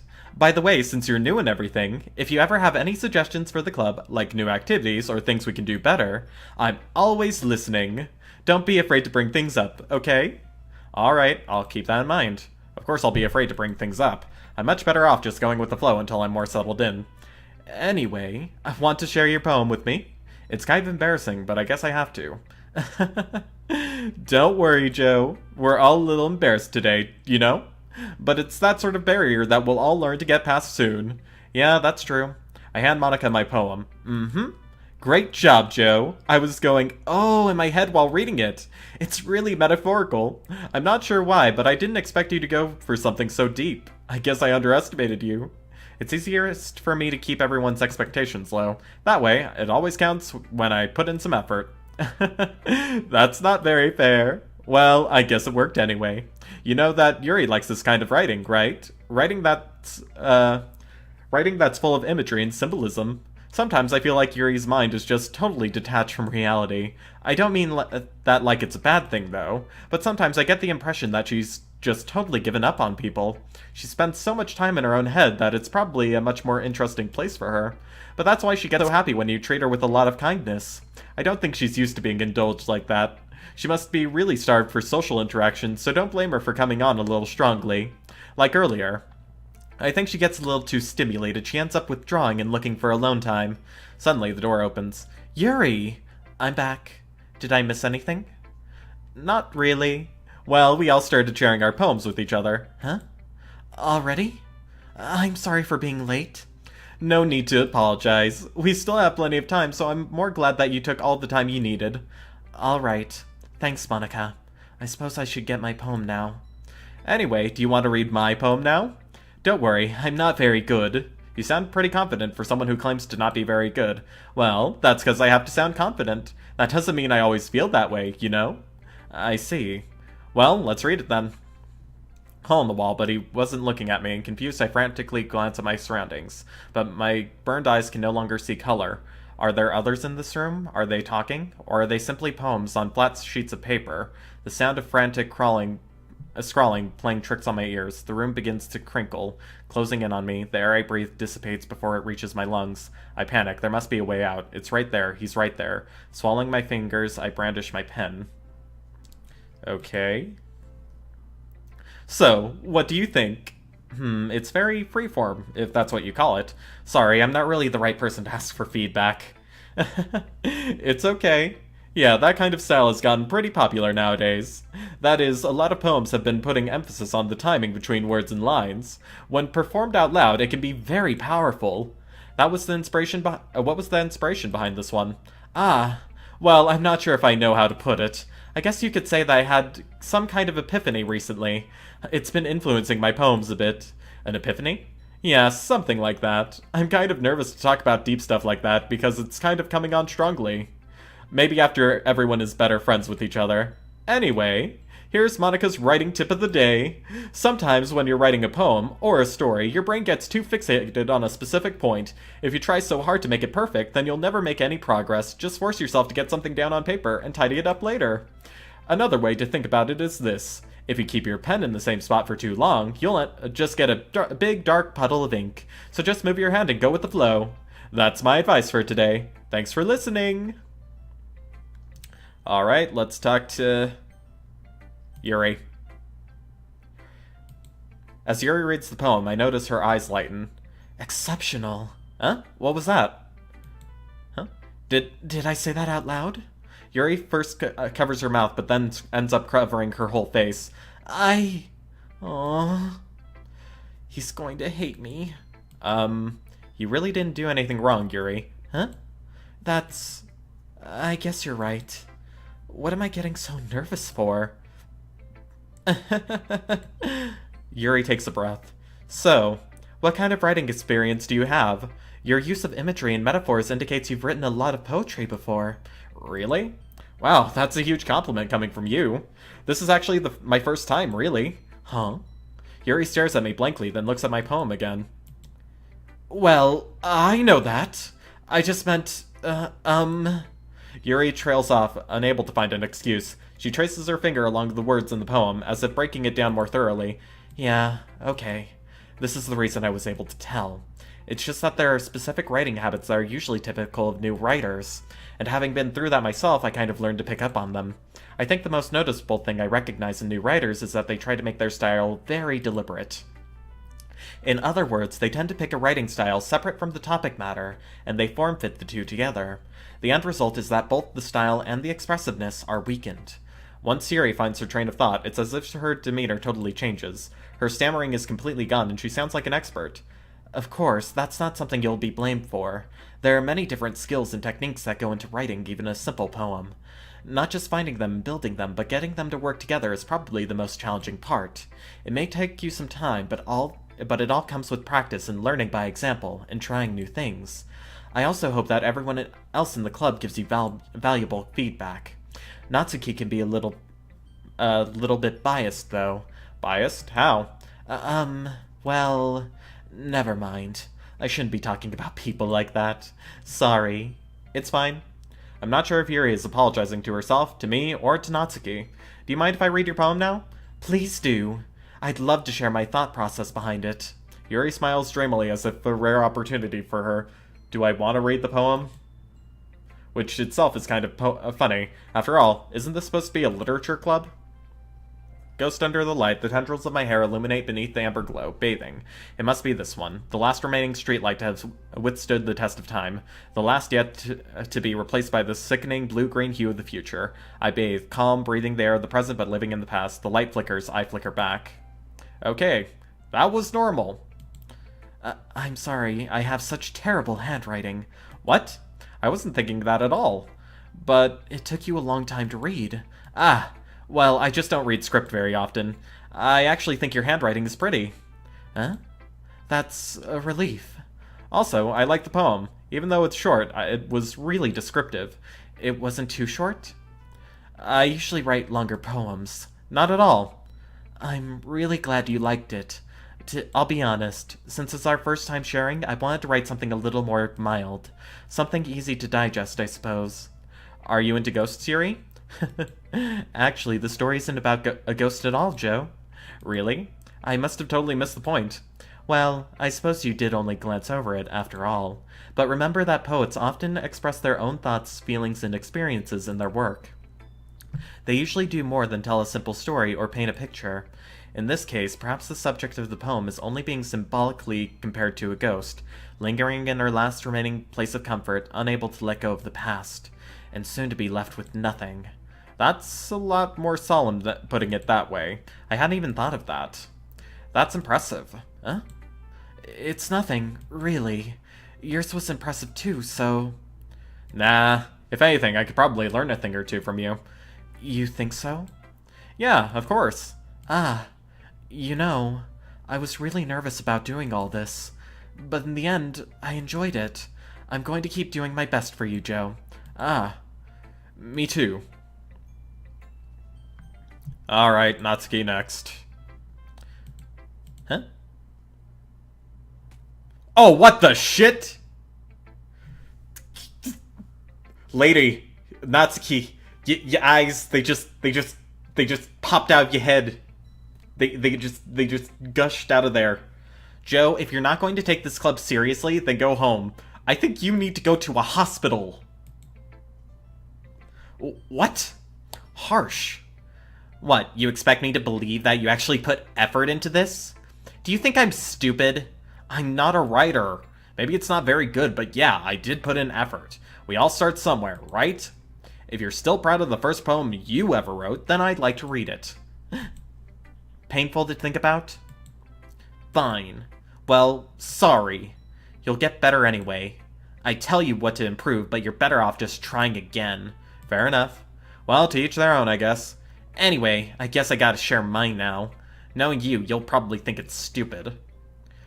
Eagles can fly, monkeys can climb, crickets can leap, horses can race, owls can seek, cheetahs can run, eagles can fly, people can try, but that's about it. Yeah, I told you that you weren't gonna like it. I like it. What? Just be honest. I am. Why are you so convinced that I wouldn't like it? Well, because everyone in high school thinks that writing has to be all sophisticated and stuff. So people don't even need to take my writing seriously. But isn't the point of poems for people to express themselves? Your writing style wouldn't make your message any less valid. Yes, exactly. I like when it's easy to read, but it hits you hard. Like in this poem. Seeing everyone around you do great things can be really disheartening. So I decided to write about it. Yeah, I understand. But the other nice thing about simple writing is that it puts more weight on the wordplay. Like I set up the rhyme at the end, but then made it fall flat on purpose. It helps you bring out the feeling in the last line. So you did. I guess more went into this than I realized. That's what it means to be a pro. I'm glad you learned something. Didn't expect that from the youngest one here, did you? Yeah, I guess not. I decided to humor her with that last comment. I don't really care about how old everyone is, but if Natsuki is feeling proud, then I won't take that away from her. Phew, I guess that's everyone. I glance around the room. That was a little more stressful than I anticipated. It's as if everyone is judging me for my mediocre writing abilities. Even though if they're just being nice, there's no way my poems can stand up to theirs. This is a literature club, after all. Music's a bit distorted now. I sigh. I guess that's what I ended up getting myself into. Across the room, Monika is writing something in her notebook. My eyes land on Yuri and Natsuki. They gingerly exchange sheets of paper, sharing their respective poems. As they read in tandem, I watch each of their expressions change. Natsuki's eyebrows furrow in frustration. Meanwhile, Yuri smiles sadly. What's with this language? Eh? Did you say something? Oh, it's nothing. Natsuki dismissively returns the poem to the desk with one hand. I guess you could say it's fancy. Thanks. Yours is cute. Cute? Did you just completely miss the symbolism or something? It's clearly about the feeling of giving up. How can that be cute? I know that. I just meant that... the language, I guess. I was trying to say something nice. Eh? You mean you have to try that hard to come up with something nice to say? Thanks, but it really didn't come out nice at all. Well, I do have a couple suggestions. If I was looking for suggestions, I would have asked someone who actually liked it. Which people did, by the way. Monika liked it, and Joe did too. Based on that, I'll gladly give you some suggestions of my own. First of all... Excuse me. I appreciate the offer, but I spent a long time establishing my writing style. I don't expect it to change anytime soon, unless of course I come across something particularly inspiring. Which I haven't yet. And Joe liked my poem too, you know. He even told me he was impressed by it. Natsuki suddenly stands up. Oh, I didn't realize you were so invested in trying to impress our new member, Yuri. That's not what I... Catfight. You're just... Yuri stands up as well. Maybe you're just jealous that Joe appreciates my advice more than he appreciated yours. Huh? And how do you know he didn't appreciate my advice more? Are you that full of yourself? No. If I was full of myself, I would deliberately go out of my way to make everything I do overly cutesy. Ugh. Well, you know what? I wasn't the one whose boobs magically grew a size bigger as soon as Joe started showing up. Natsuki, that's a little... This doesn't involve you. Taking out your own insecurities on others like that. What the hell? What the shit?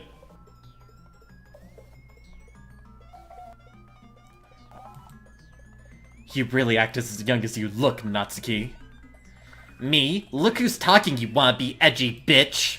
Edgy? Sorry that my lifestyle is too much for someone of your mental age to comprehend.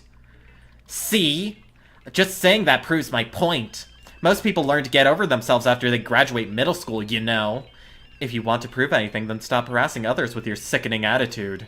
You think you can counterbalance your toxic personality just by dressing and acting cute? The only cute thing about you is how hard you try. Why is this speeding up? Why is there static? Oh, what the shit have I gotten myself into? Whoa, be careful or you might just cut yourself on that edge, Yuri. Oh, my bad. You already do, don't you? So she does self-harm. Fucking called it. Sorry. Need to cut down on the swearing. My bad. Did you just accuse me of cutting myself?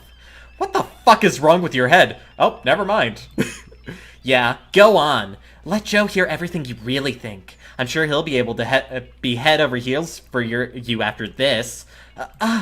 Suddenly, Yuri turns toward me as if she just noticed I was standing here. Joe! She's just trying to make me look bad. That's not true. She started it. How did I get into this? But whoever... Monika, help! Sayori, help! Someone help me! I don't know what I'm doing. I don't know what I'm doing. Yuri. Yuri. Yuri.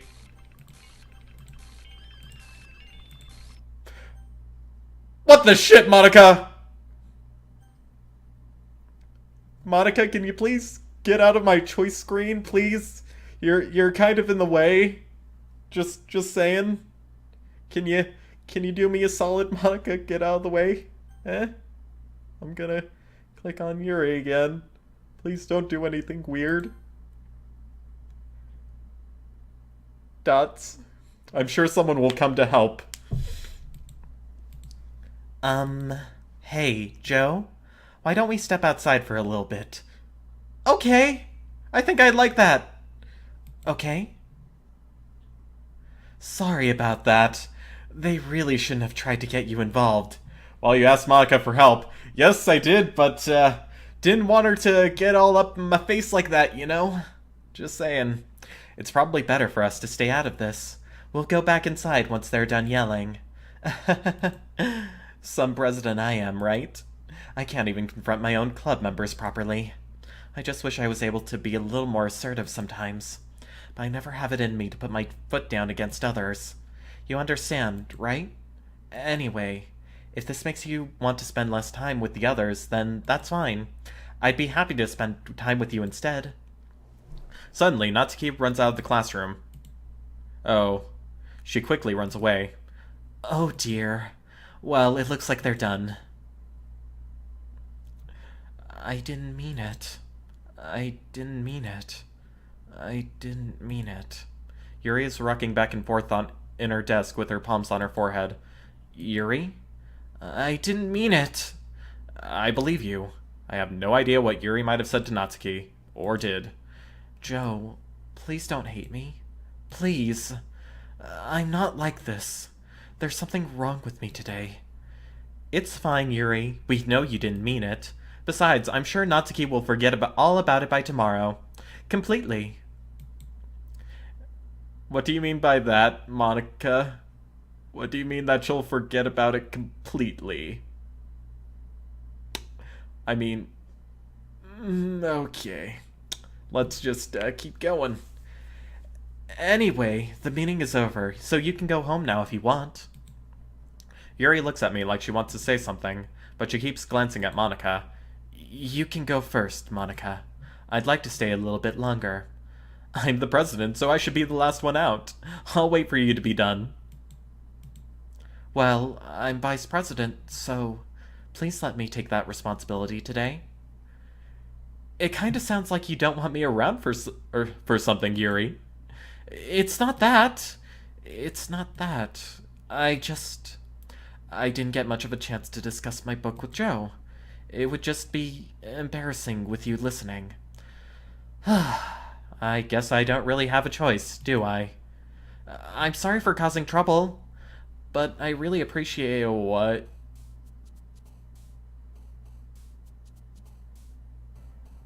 I think that Monica got angry with, Yuri.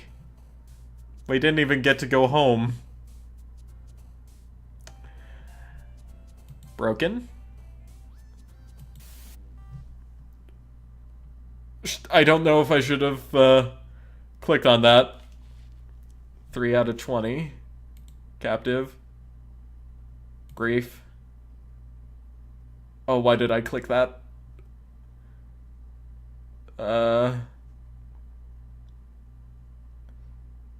Extreme. Cage. Contamination. What did I do?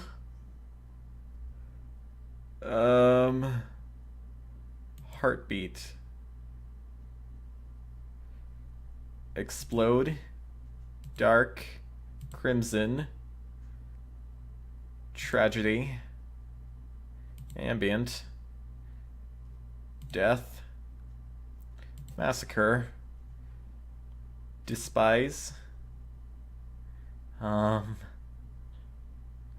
Hurt. Intellectual. Incongruent. Frightening. Okay.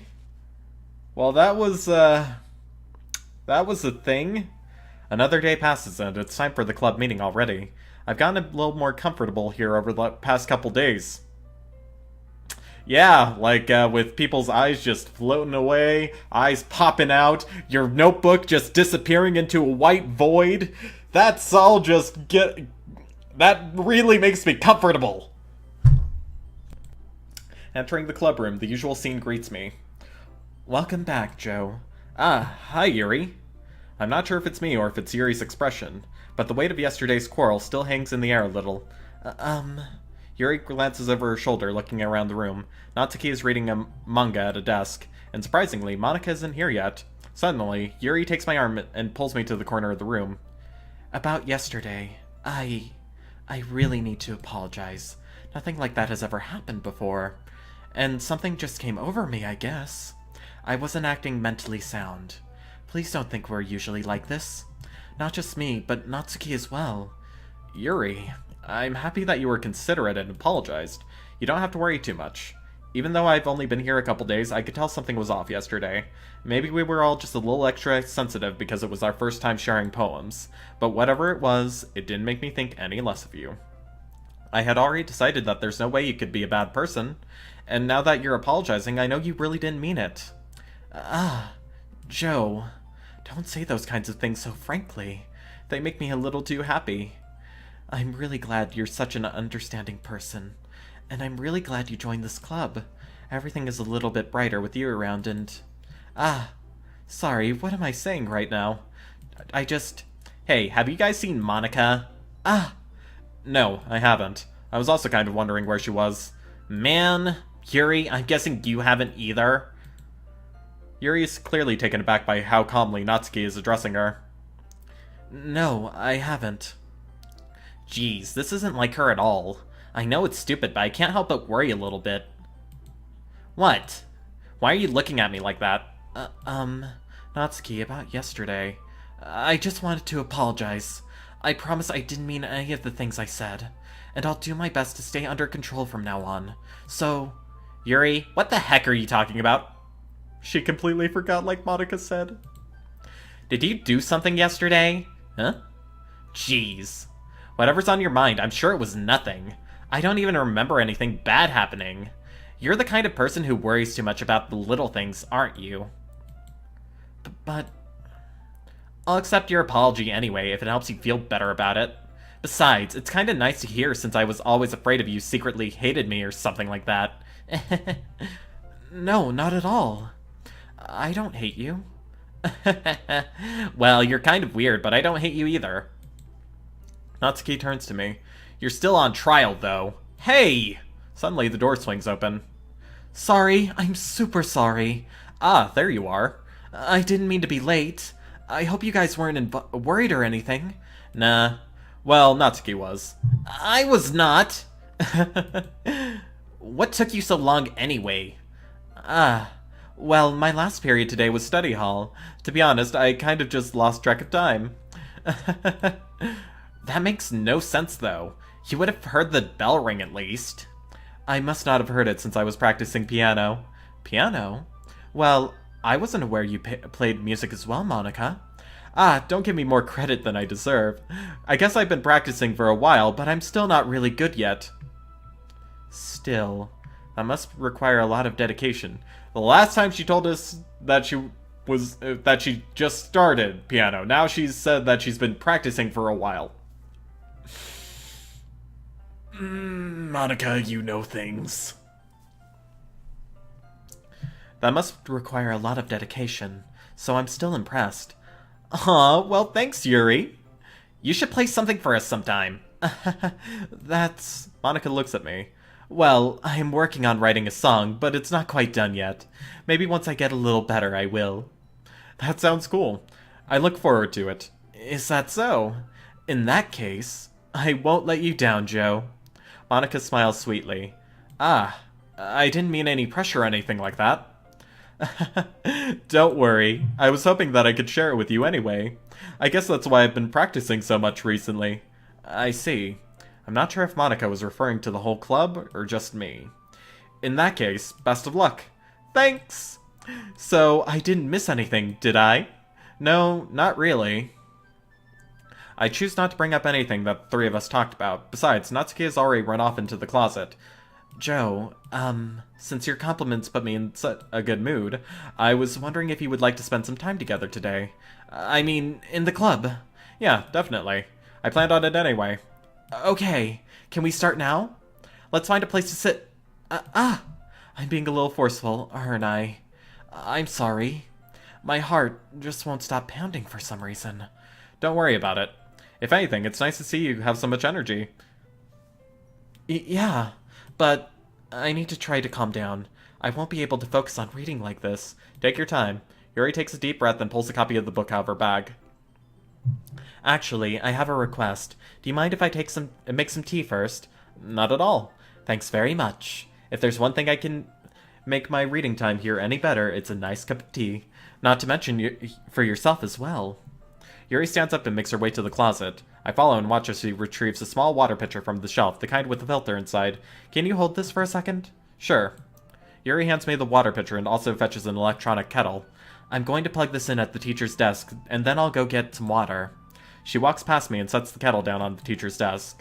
I simply watch her movements. To my surprise, the way she moves really contrasts her speaking mannerisms, especially because of her long legs. Yuri appears elegant and methodical.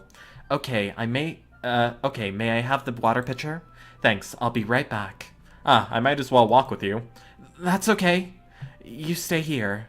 It won't take long. Pitcher in hand, Yuri walks out of the classroom. Did Yuri leave you again? No, it's not like that this time. She's just filling up the water pitcher to make tea. Oh, okay. Sorry for misunderstanding. 10 minutes pass. Yuri said it wouldn't take long. I think I'm just gonna... Oh yeah, all my save files are gone. Jeez. Yuri said it wouldn't take long. Is something holding her up? I'm just bored waiting here, so I decide to go look for her. Let's see. Music got dull. The most logical place for Yuri to be would be the nearest water fountain. I start heading down the hallway.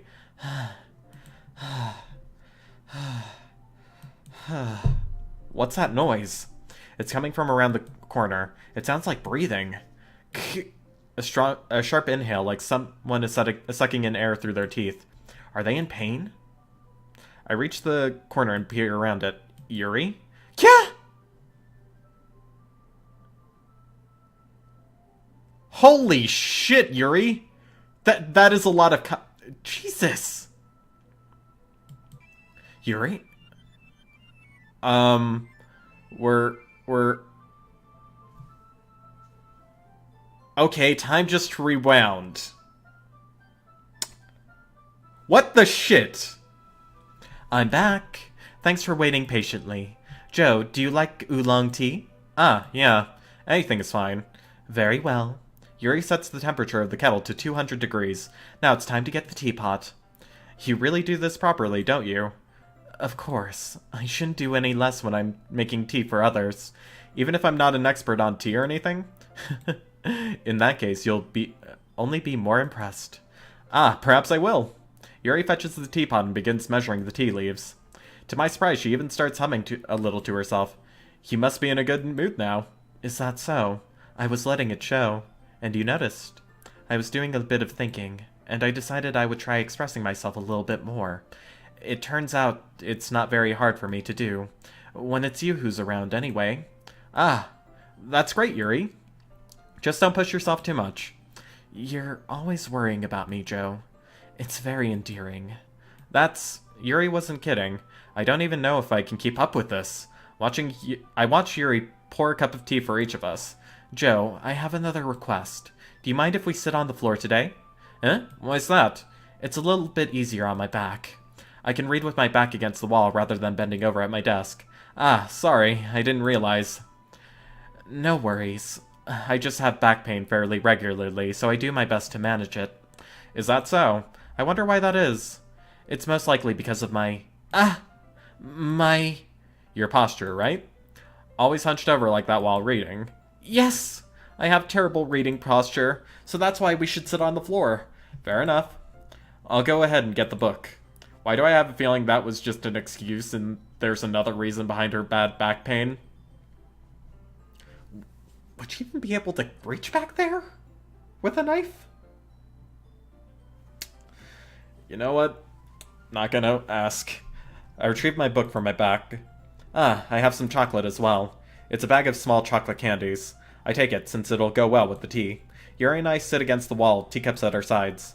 As if in sync, we assume the same reading position as last time, each holding one half of the book. Except this time, our bodies are even closer to each other. I can't see too well. Yuri slides closer until our shoulders are touching. How am I supposed to focus on reading like this? Yuri was always kind of cute, but when she's being less apprehensive, it's almost more than I can handle. Your teacup. Yuri hands me my teacup.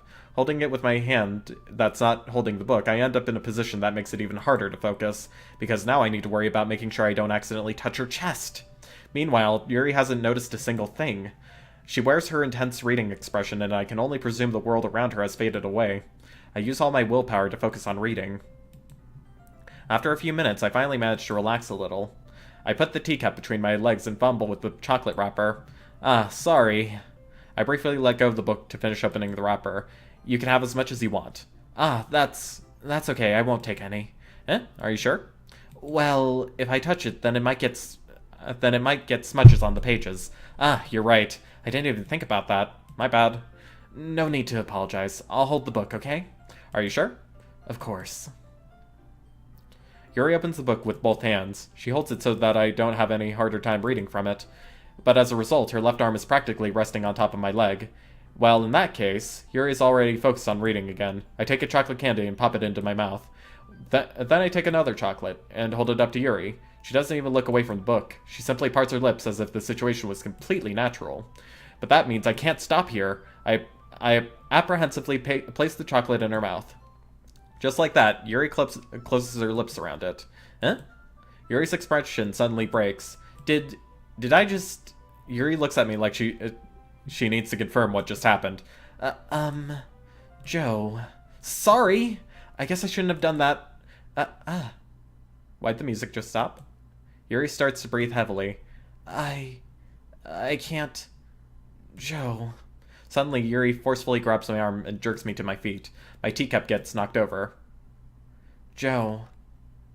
My heart. My heart won't stop pounding, Joe. I can't calm down. I can't focus on anything anymore. Can you feel it, Joe? Yuri suddenly presses my hand against her chest. Why is this happening to me? Can we stop? I feel like I'm losing my mind. I can't make it stop. It even makes me not want to read. I just want to look at you.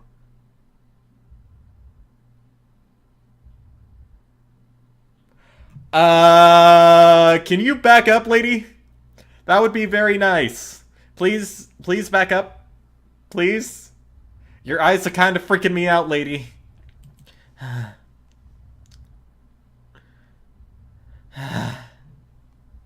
Please stop.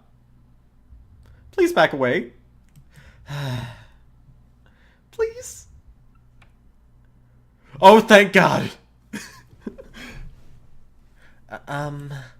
It's time to share poems. Thank you, Monica. That was just weird. Let's start with Monica first, because I don't think I want to talk to Yuri right now. That was just a bit too much. Joe, I think I saw something earlier that you weren't supposed to see. I didn't want to have to tell you this, but I don't think I have a choice. It's getting kind of dangerous for you to spend so much time with Yuri. I don't know why, but she seems pretty easily excitable when she's around you, which shouldn't be a problem in itself, but when Yuri gets too excited, she finds a place to hide and starts cutting herself with a pocket knife. Isn't that kind of messed up? She even brings a different one to school every day, like she has a collection or something. I mean, it's definitely not because she's depressed or anything like that. I think she just gets some kind of high from it. It might even be like a sexual thing. But the point is, you've kind of been enabling her. I'm not saying it's your fault, though, but I guess that's why I had to explain it all to you. So I think if you keep your distance, that would probably be best for her. While you're at it, don't be shy to spend a little more time with me. To put it lightly, I at least have it together in the head, and I know how to treat my club members. But anyway, Monica, you are a very thirsty woman. A very, very thirsty woman. Just saying. You want to read my poem now? I like the way this one turned out, so I hope you do too. Save me. The colors, they won't. Bright, beautiful colors, flashing, exploding, piercing, red, green, blue, an endless cacophony of meaningless noise. The noise it won't stop. Violent, grating waveforms. Squeaking, screeching, piercing, sine, cosine, tangent. Like playing a chalkboard on a turntable. Like playing a knife on a breathing grid cage.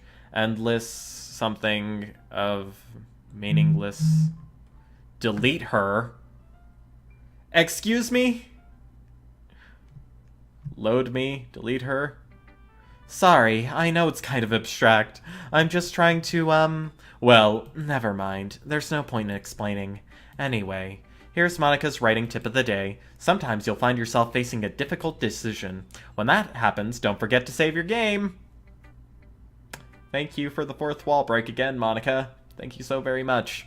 When that happens, don't forget to save your game. You never know when, who am I talking to? Can you hear me? Tell me you can hear me. Anything. I can hear you, Monica. Please help me. That's my advice for today. Thanks for listening.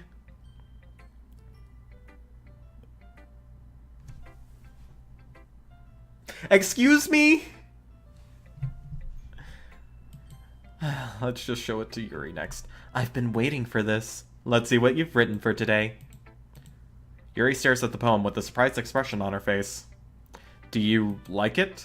Joe, this one might be even better than yesterday's. How did you even pick up on this so quickly? Just yesterday I was telling you the kind of techniques worth practicing. Maybe that's why. You did a good job of explaining. I really want to try giving it more imagery. Yuri visibly swallows. Even her hands appear sweaty. That makes me so happy. It's so amazing to feel like I'm valued, Joe. Everything that you write is a treasure to me. My heart pounds just holding it. I want to write a poem about this feeling. Is that bad, Joe?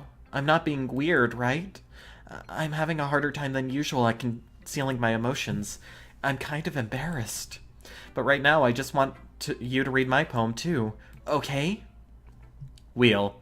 A rotating wheel, turning an axle, grinding, bolt head, linear gearbox, falling sky, 7 holy stakes, a docked ship, a portal to another world, a thin rope tied to a thick rope, a torn harness, parabolic gearbox, expanding universe, time controlled by slipping cogwheels, existence of God,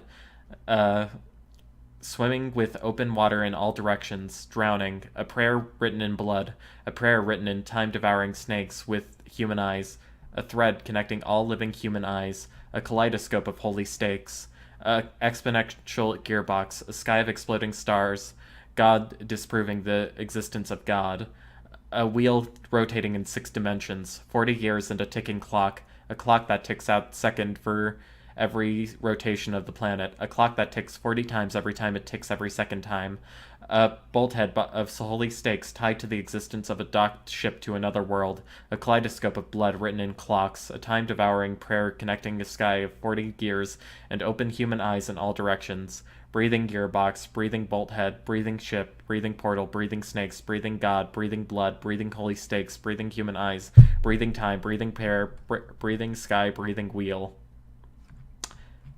You're unhinged, Yuri. It doesn't really matter what it's about. My mind has been a little hyperactive lately, so I had to take it out on your pen. Ah, that is, a pen fell out of your backpack yesterday, so I took it home for safekeeping, and I just really like the way that it writes. So I wrote this poem with it, and now you're touching it. I'm okay. What did I just... Can we pretend this conversation never happened? You can keep the poem, though. What the hell?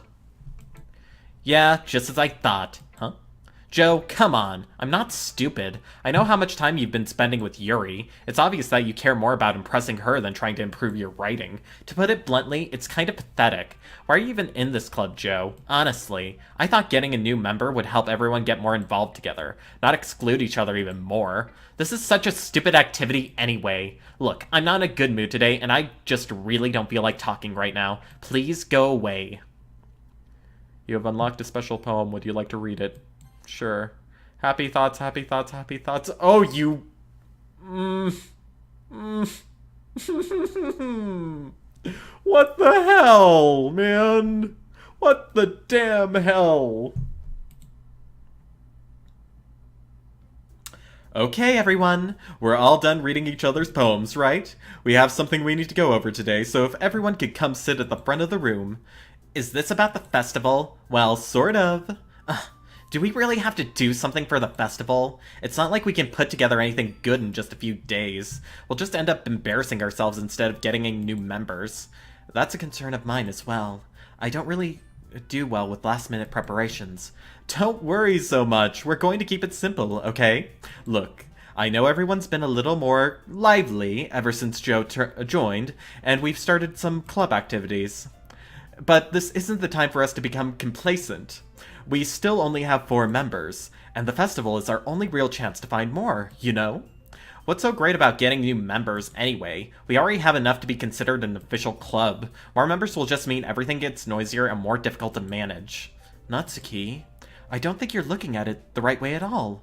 Don't you want to share your passions with as many people as you can? To inspire them to find the same feelings that brought you here in the first place? The literature club should be a place where people can express themselves like they can't do everywhere else. It should be a place so intimate that you never want to leave. I know you feel that way too. I know we all do. So that's why we should work hard and put something together for the festival, even if it's something small. Right, Joe? Ah. Oh, come on. You can't take advantage of Joe to agree with you just because he doesn't know how to say no to anything. Look, Monica, do you really think any of us here joined the club with other people in mind? Yuri never even talked until Joe joined. As for me, I just like it better here than I do at home. And Joe isn't even passionate about literature in the first place. And that's everyone. Sorry, but you're really the only one who's so interested in finding new members. The rest of us are fine like this. I know you're president and all, but you should really consider our opinions for once. Monica is clearly taken aback by Natsuki's words.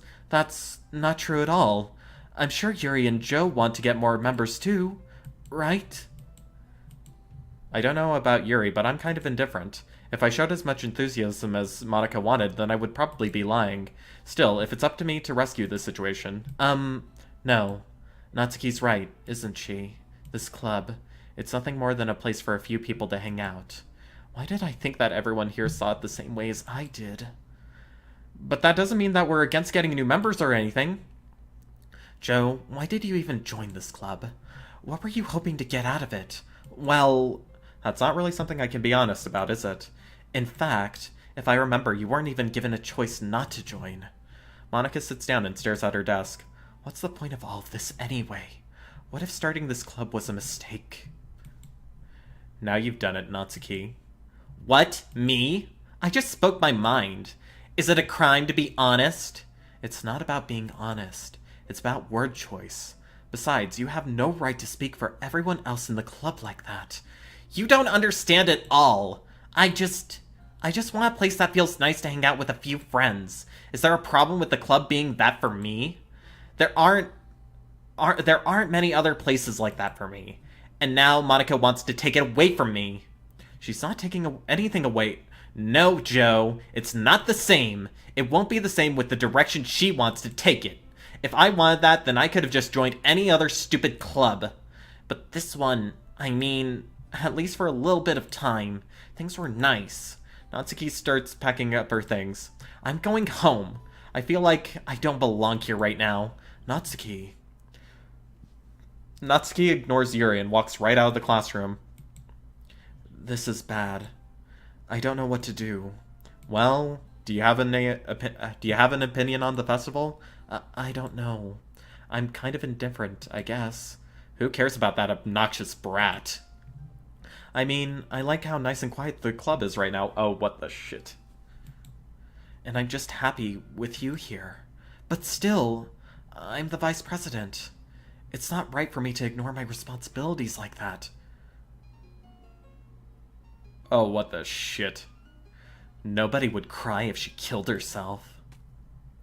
Oh, what the hell? Will everyone's eyes just be normal for 5 goddamn seconds?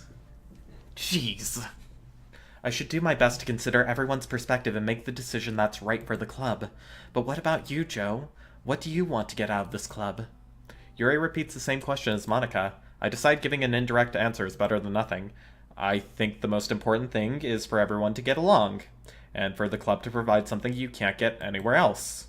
I don't think it's about how many members, but rather the quality of each member. That's what will end up making the literature club a special place. I see. I really agree with you. Each member contributes their own qualities in a special way. With each change in members, the identity of the club as a whole will change too. I don't think that's necessarily a bad thing. Her eye's bleeding! Her eye is bleeding! What the hell? Stepping out of your comfort zone once in a while. So if you would like to help Monica with the festival, then I'm on your side as well. Yep, still bleeding. Alright. Well, maybe we can talk to Natsuki tomorrow. Yuri nods. Hey, Yuri. I know things were a little awkward yesterday, but I feel like you deserve to know that I still think you're a wonderful vice president. Is your eye still bleeding? I just want to know. Not bleeding no more, okay.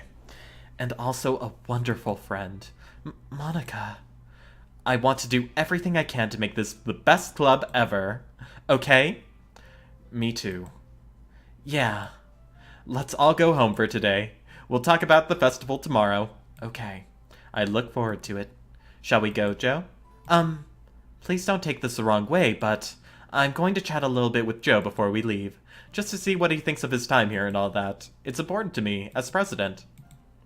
Yuri looks a little troubled, but she doesn't protest. Okay. I trust your judgment, Monica. In that case, I'll see the two of you tomorrow. See you tomorrow! Monica waves as Yuri exits the classroom. Phew. Things have been a little hectic lately, haven't they? Joe, I just wanted to make sure you're enjoying your time at this club. I would really hate to see you unhappy.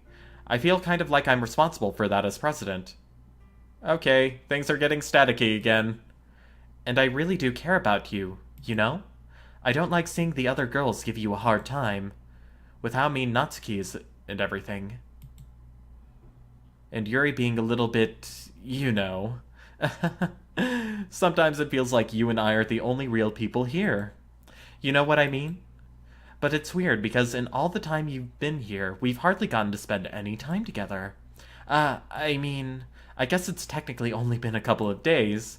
Sorry, I didn't mean to say something weird. There are just some things I've been hoping to talk about with you. Things I know only you could understand. So that's why... Wait, not yet! No, stop it!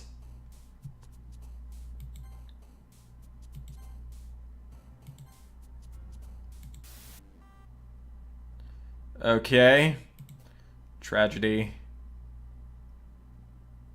Headphones. What the hell? Crimson. What?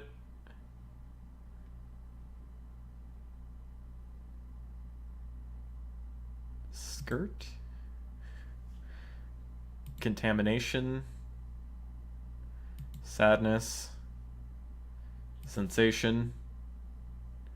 Graveyard. Suicide. Unrestrained. Frightening. Death. Massacre.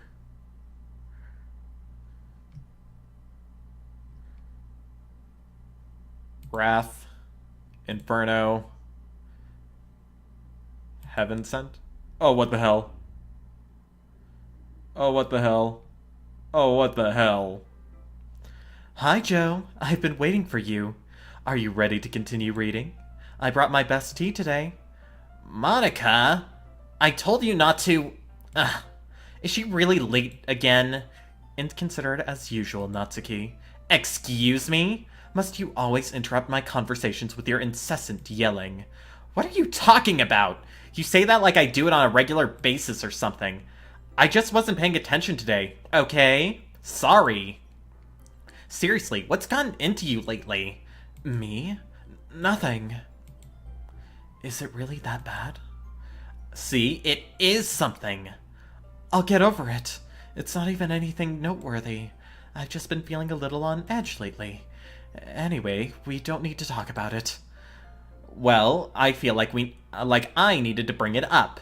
It's not like I really care or anything. Oh, man. I'm the last one here again. Well, Joe just walked in too.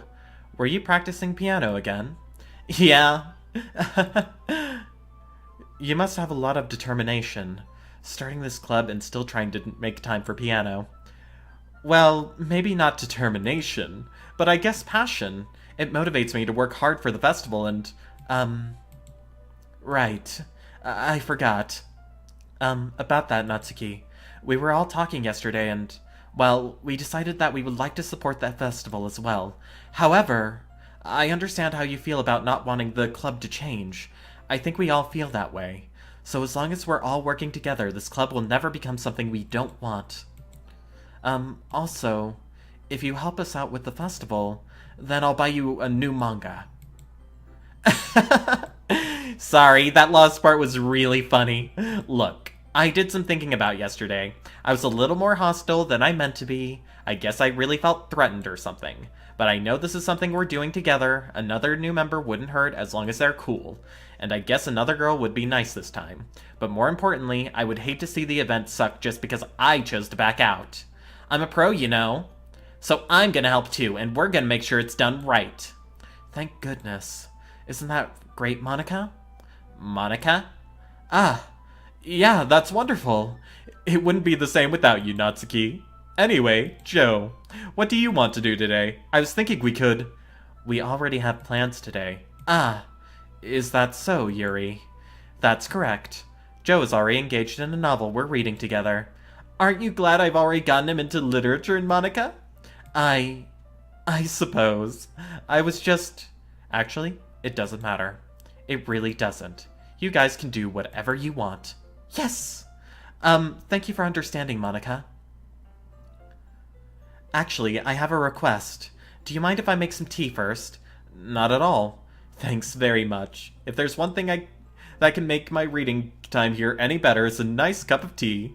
Not to mention for yourself as well. Yuri stands up and makes her way to the closet. I follow and watch as she retrieves a small water pitcher from the shelf, the kind with the filter inside. Can you hold this for a second? Sure. Yuri hands me the water pitcher and also fetches an electric kettle. I'm going to plug this in at the teacher's desk, then I'll go get some water. She walks past me and sets the kettle down on the teacher's desk. I simply watch her movements. To my surprise, the way she moves really contrasts her speaking mannerisms. Especially because of her long legs, Yuri appears elegant and methodical. Okay, may I have the water pitcher? Thanks, I'll be right back. Ah, I might as well walk with you. That's okay. You stay here. It won't take long. Pitcher in hand, Yuri hurries out of the classroom. Ah, did Yuri leave you again? No, it's not like that this time. She's just filling up the water pitcher to make tea. That happened the other day. What the hell? Oh, okay. Sorry for misunderstanding. 10 minutes pass. Yuri said it wouldn't take long. Is something holding her up? I'm bored just waiting here, so I decide to go look for her. Okay, the music gets dull again. Let's see. The most logical place for Yuri to be would be the nearest water fountain. I start heading down the hallway. What's that noise? It's coming from around the corner. It sounds like breathing. A sharp inhale, like someone sucking air through their teeth. Are they in pain? I reach the corner and peer around it. Yuri? Yeah! Okay, and it rewinds again. What the hell?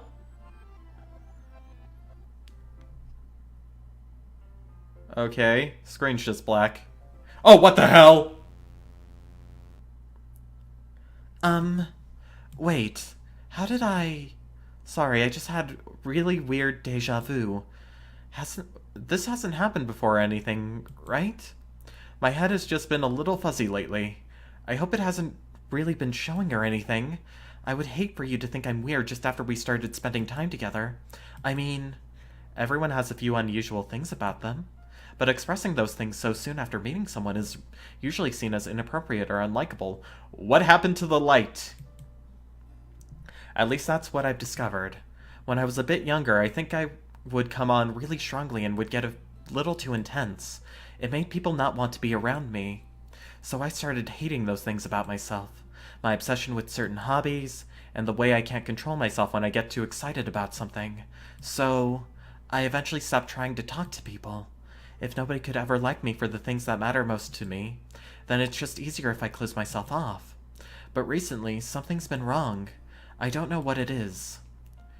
But every time we come to the club, my heart starts going crazy, like it's going to rip out of my chest.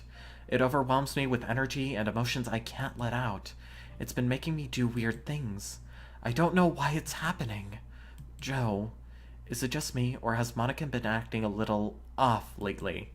She's always been a sweetheart ever since I joined the club, but recently I've been feeling something sharp whenever she's around. I'm not crazy, right? Please tell me I'm not. I couldn't say anything before because she's always listening. But finally, we're alone. Can we just stay here for a little while? Yeah. I just want to stay here. Just the two of us. We can stay here until the club ends. And then we'll have the club room all to ourselves. What? Monica?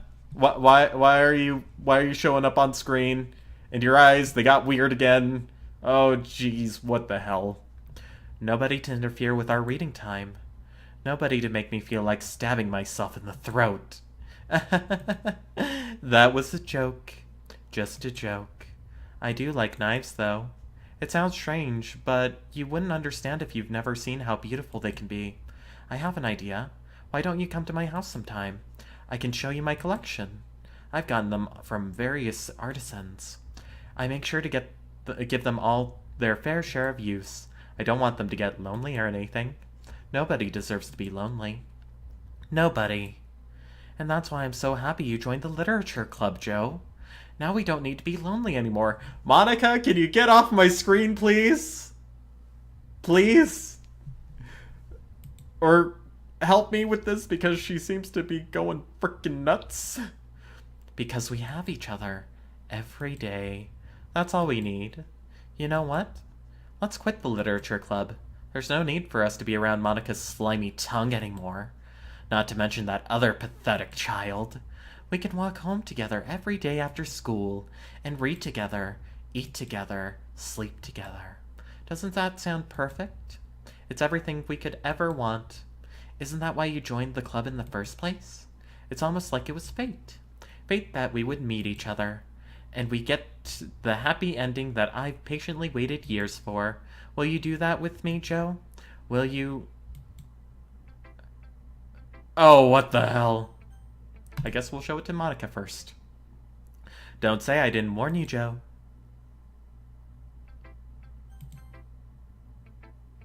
Finally. Yuri holds my poem to her face and takes a deep breath. I love it. I love everything about it. Joe, I want to take this home. Will you let me keep it? Please? Sure, I don't care. You're too nice to me, Joe. I've never met anyone as nice as you. I could die. Not really, but I just don't know how to describe it. It's okay to be feeling this way, right? It's not bad, right? Yuri holds my poem to her chest. I'm going to take this home with me and keep it in my room. I hope it makes you feel good when you think about me having it. I'll take good care of it. I'll even touch myself while reading it over and over. I'll give myself paper cups so that your skin oil enters my bloodstream. You can have my poem, too. Besides, after you read it, I know you're really going to want to keep it. Here, take it. I can't wait any longer. Hurry, read it.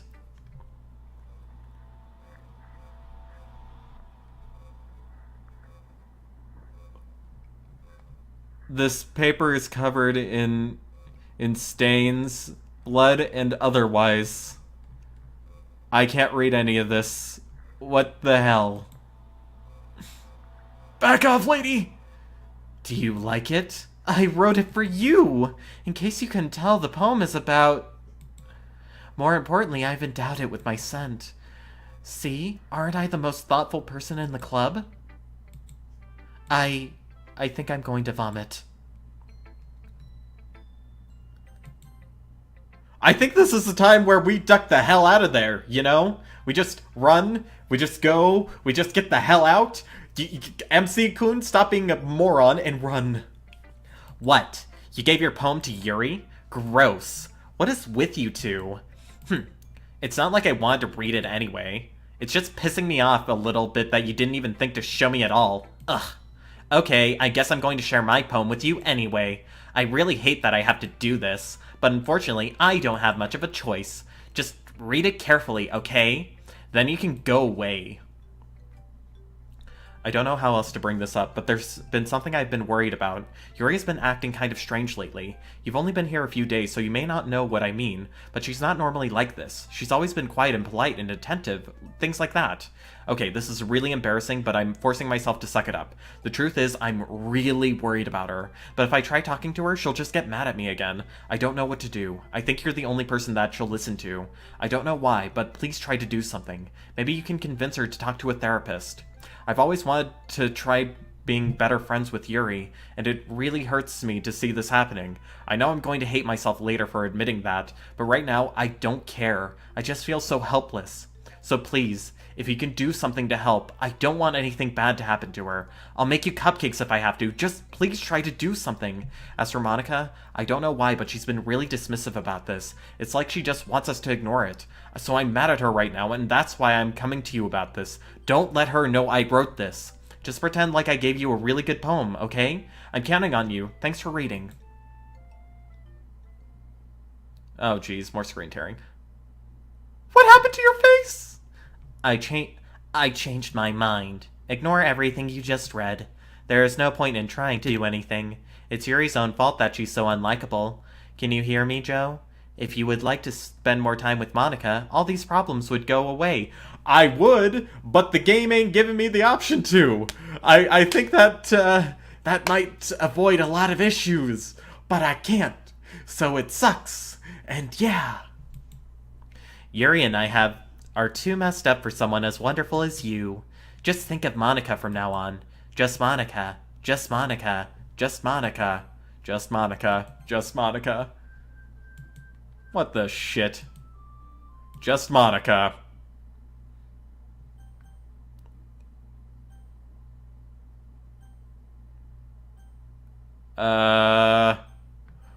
What am I saying yes or no to? Yes? Oh, it's a new poem. Things I like about Papa. I like when Papa comes home early. I like when Papa cooks me dinner. I like when Papa gives me allowance. I like when Papa spends time with me. I like when Papa asks me about my friends. I like when Papa asks me about anything. I like when Papa gives me lunch money. I like when Papa comes home before sundown. I like when Papa cooks. I like when Papa gives me privacy. I like when Papa doesn't tell me how to dress. I like when Papa doesn't comment on my friends. I like when Papa doesn't comment on my hobbies. I like when Papa comes home without waking me up. I like when Papa keeps food in the house. I like when Papa uses his inside voice. I like when Papa leaves my stuff alone. I like when Papa accidentally drops coins in the couch. I like when Papa is too tired to notice me. I like when Papa is too tired to do anything. I like when Papa is too tired for anything. Oh, jeez. Okay, it sounds at first like her father's good. Then he starts being a bit more neglectful. Then he starts becoming a bit more abusive. Then he becomes full on neglectful and abusive. And then sexually abusive. What the shit? Okay, everyone. It's time to figure out the festival preparations. Let's hurry and get this over with. Jeez. Why is the mood so weird today? Look, even Yuri isn't immune to it. Stagnating air is common foreshadowing that something terrible is about to happen. Look, can we just get this done? I'm going to be printing and assembling all the poetry pamphlets. Natsuki, I was thinking, I want to make cupcakes. Yeah, that. Glad we're on the same page. Yuri, you can... Well, it doesn't matter. Do whatever you want as long as you think it'll help. Monica, I'm not useless, you know. I know that. I already know what I'd like to do. We can't run a successful poetry event without having the right atmosphere for the occasion, so I'm going to make decorations and set up some nice mood lighting. There, see? What a great idea. And that gives us all something to do. Huh? What about Joe? Joe is going to help me. Wait, you? You have the easiest job, Monica. Sorry, but that's just how it is. Like hell it is! What are you trying to pull? I agree with Natsuki. Not only is your work already most suitable for one person, but my task is laborious enough to benefit from an extra pair of hands. Mine too! What? Your cupcakes? Please. Like you would fucking know. All you care about is dragging Joe around with you and your stupid books. You and Monica. Hey, I didn't even do anything. Okay, then why not let Joe decide who to help instead of abusing your power? I'm not abusing my power. Yes, you are, Monica. Just let Joe make the choice, okay? Okay, fine. Fine. Jeez. Joe, I know how fed up you are with these two by now. We can just... Natsuki, shut your fucking mouth and let him decide for himself. You shut your mouth! Jesus Christ. That's where I am right now. I agree with you here, Monica. You creepy, fourth wall breaking, possibly sentient being.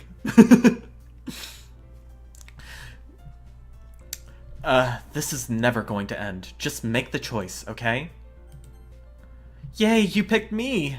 We can meet at your house this weekend. I promise it'll be fun. Is Sunday okay with you? Are you fucking kidding me? This isn't fair at all. It is fair, Natsuki. It's what he chose. No, it isn't fair. Giving us all this work and then taking Joe for yourself. What a shameful thing to do. Yuri, I didn't even give you any work. You decided it for yourself. You're being a little unreasonable here. I'm being unreasonable? Monica, I can't believe how delusional and self-important you are. Pulling Joe away from me every single time you're not included in something. Are you jealous? Crazy? Or maybe you just hate yourself so much that you take it out on others. Here's a suggestion. Have you considered killing yourself? It would be beneficial to your mental health. Yuri, you're scaring me a little. Natsuki, let's just go. I don't think she wants us around right now. See, wasn't that very hard? That wasn't very hard. All I want is to spend a little time with him. Is that so much to ask? Yuri follows Monica and Natsuki to the door. Hey, Joe. Yuri is really something, isn't she?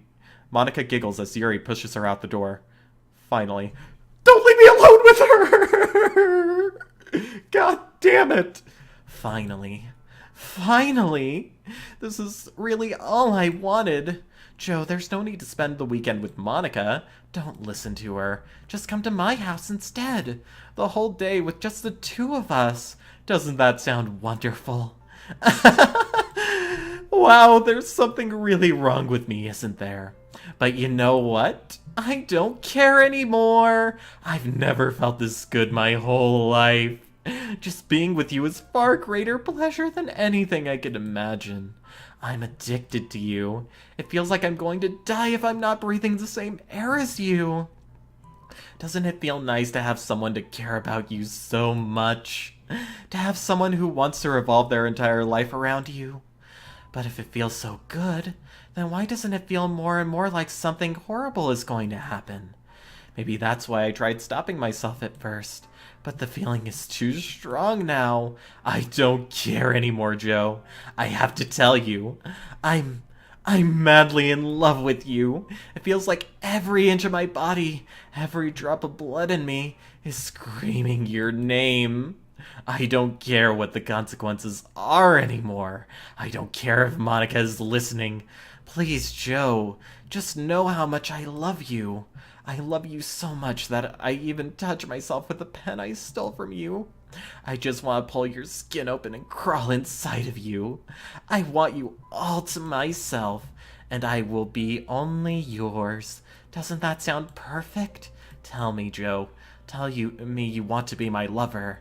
Do you accept my confession? Hell no!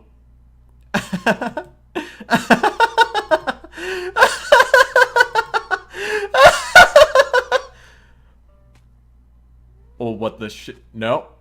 No. No. That's not a pocket knife.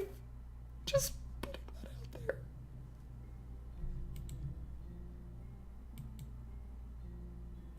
What the hell?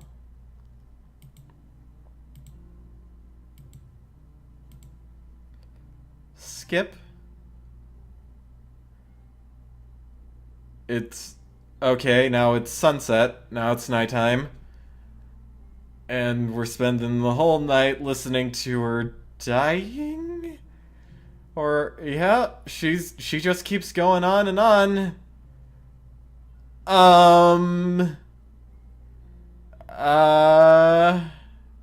What? Am I supposed to do something here, or...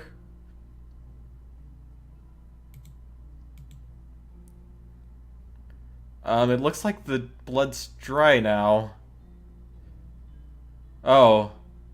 Alright, it's festival time. Wow, you got here before me? I thought I was pretty... Yeah! Ah! Oh, and she vomited. Natsuki runs away. I'm here. Joe, did something happen? Natsuki just ran past me. Oh. Oh. Well, that's a shame. Wait, were you here the entire weekend, Joe? Oh, jeez. I didn't realize the script was broken that badly. I'm super sorry. It must have been pretty boring. I'll make it up to you, okay? Just give me a sec. What? What? What? I'm almost done. I just want to have a cupcake real quick. Monica lifts the foil from tray and takes a cupcake. Seriously, these are the best! I really just had to have one since it's the last time I'll ever get the chance to. You know, before they stop existing and everything. But anyway, I really shouldn't be making you wait any longer. Just bear with me, okay? This should only take a second.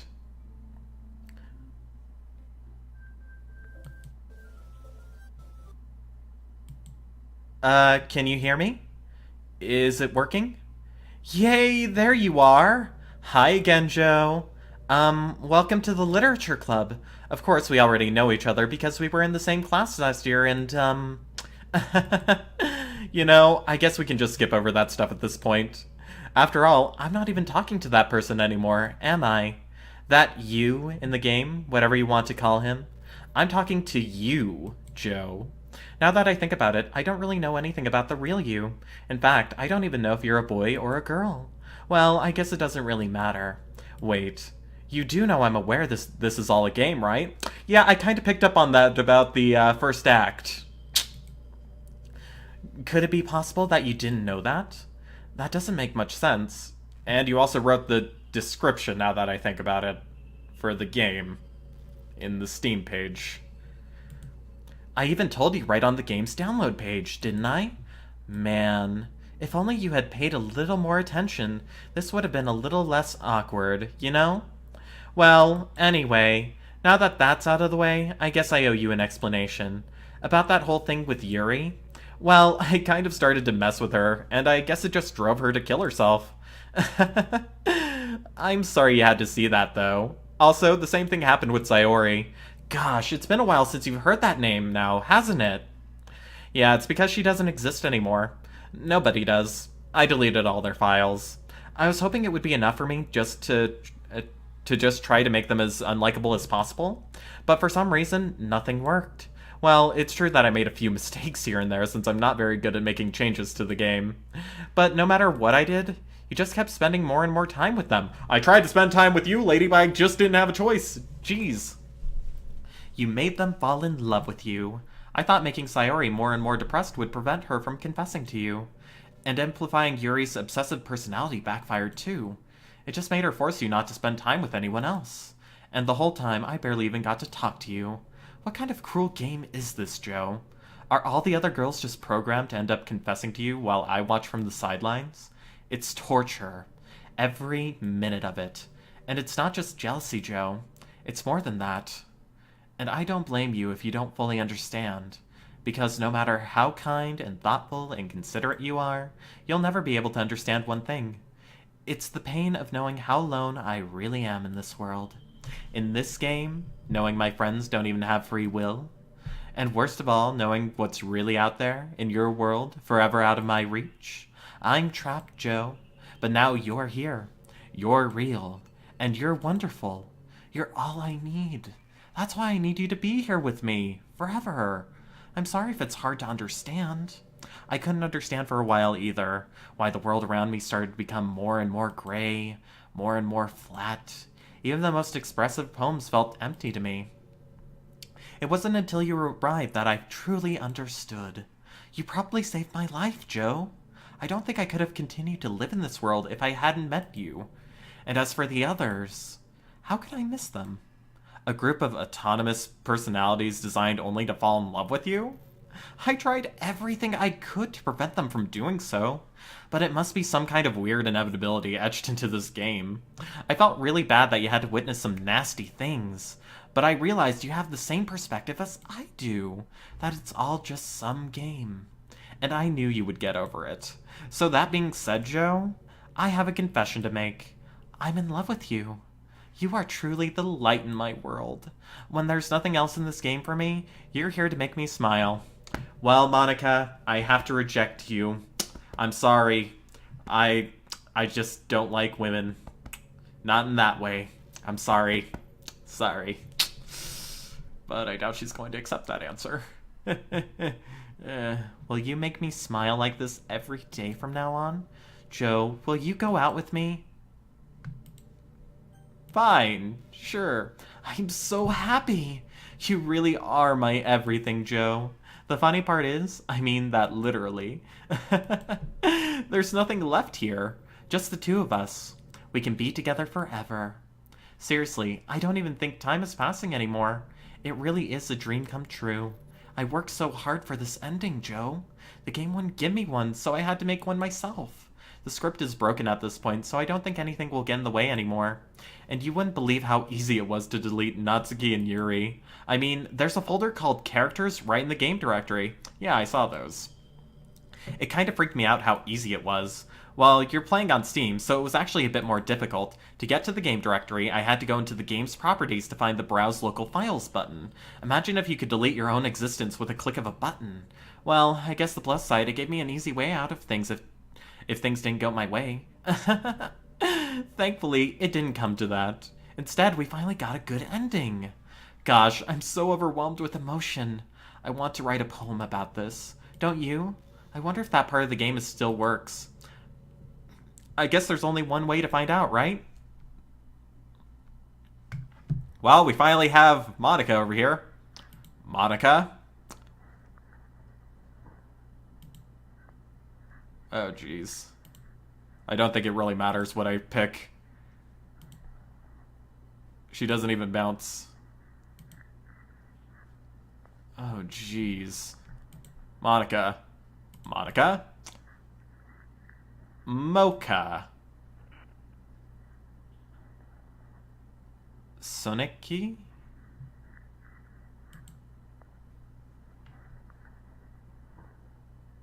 Monia. Monic.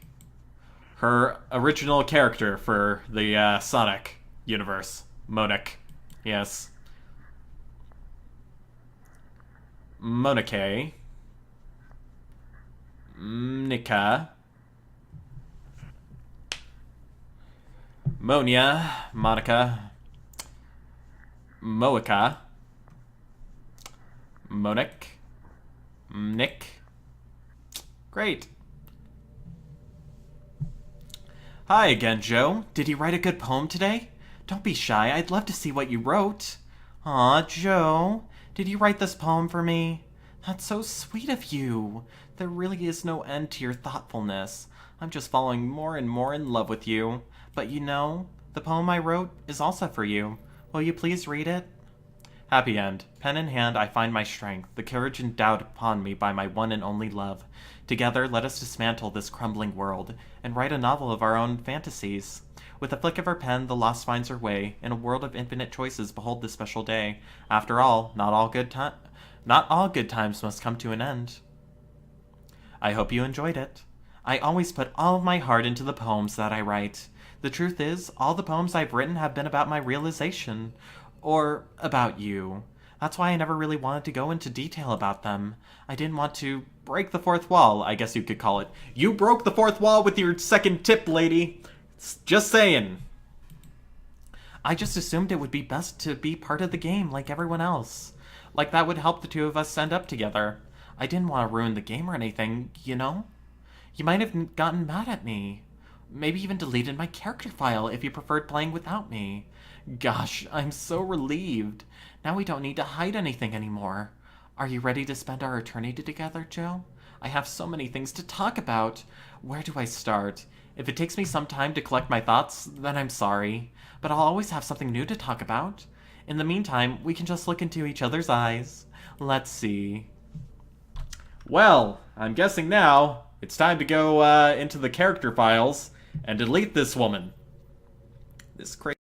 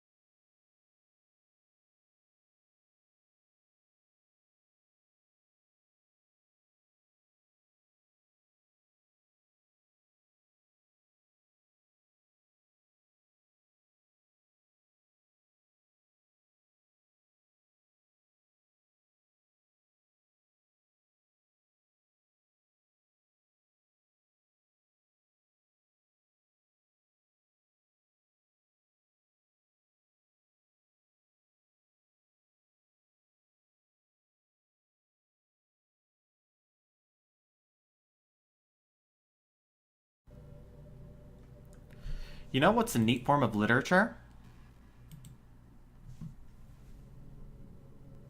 Sorry about that. Just needed to clean a few files, you know? What's happening? Joe, what's happening to me? It hurts. It hurts so much. Help me, Joe. Please hurry and help me. Help me!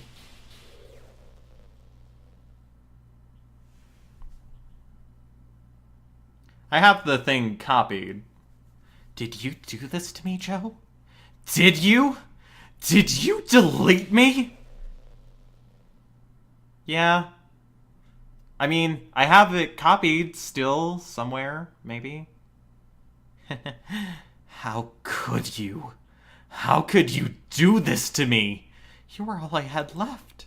I sacrificed everything for us to be together. Everything. I loved you so much, Joe. I trusted you. Do you just want to torture me? Watch me suffer?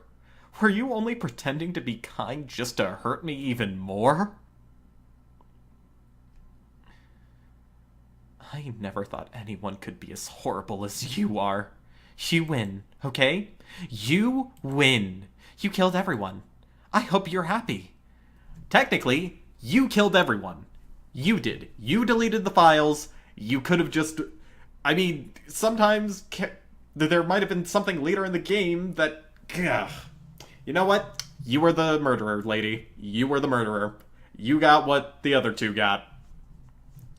I hope you're happy. There's nothing left now. You can stop playing. Go find some other people to torture. Joe, you completely, truly make me sick. Goodbye.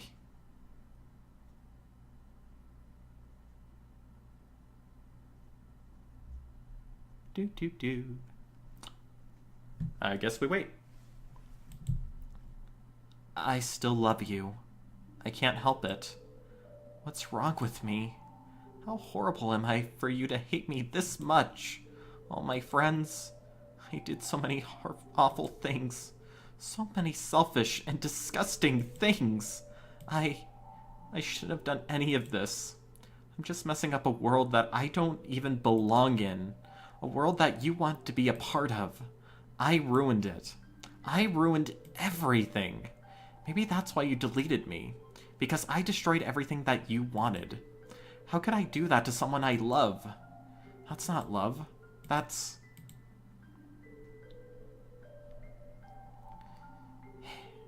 I actually did want to try getting an ending with you, girl. But then I couldn't get any time with you, and then you kind of went crazy and had everyone else go crazy, and yeah, so sorry, I had to delete your file.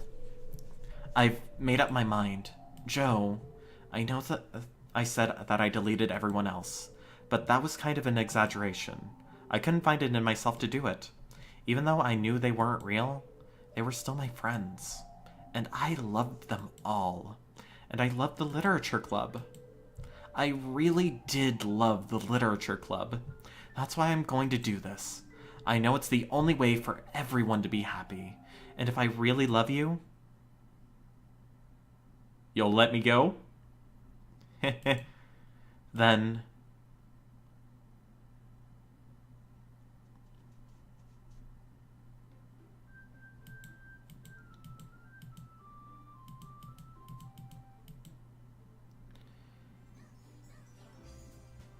Aw, man, Monica isn't there anymore. I'm such an asshole. Alright, well, I think this is a good place to end it for tonight. We will do one more playthrough tomorrow with the regular game without Monica in it. Hopefully no more weird, creepy, disturbing stuff happening. So yeah, I hope you all enjoyed. If you did, please like, comment, subscribe, and also make sure to check out our Twitter, Facebook, and Twitch. And yeah, I hope you all have... remember always to game on.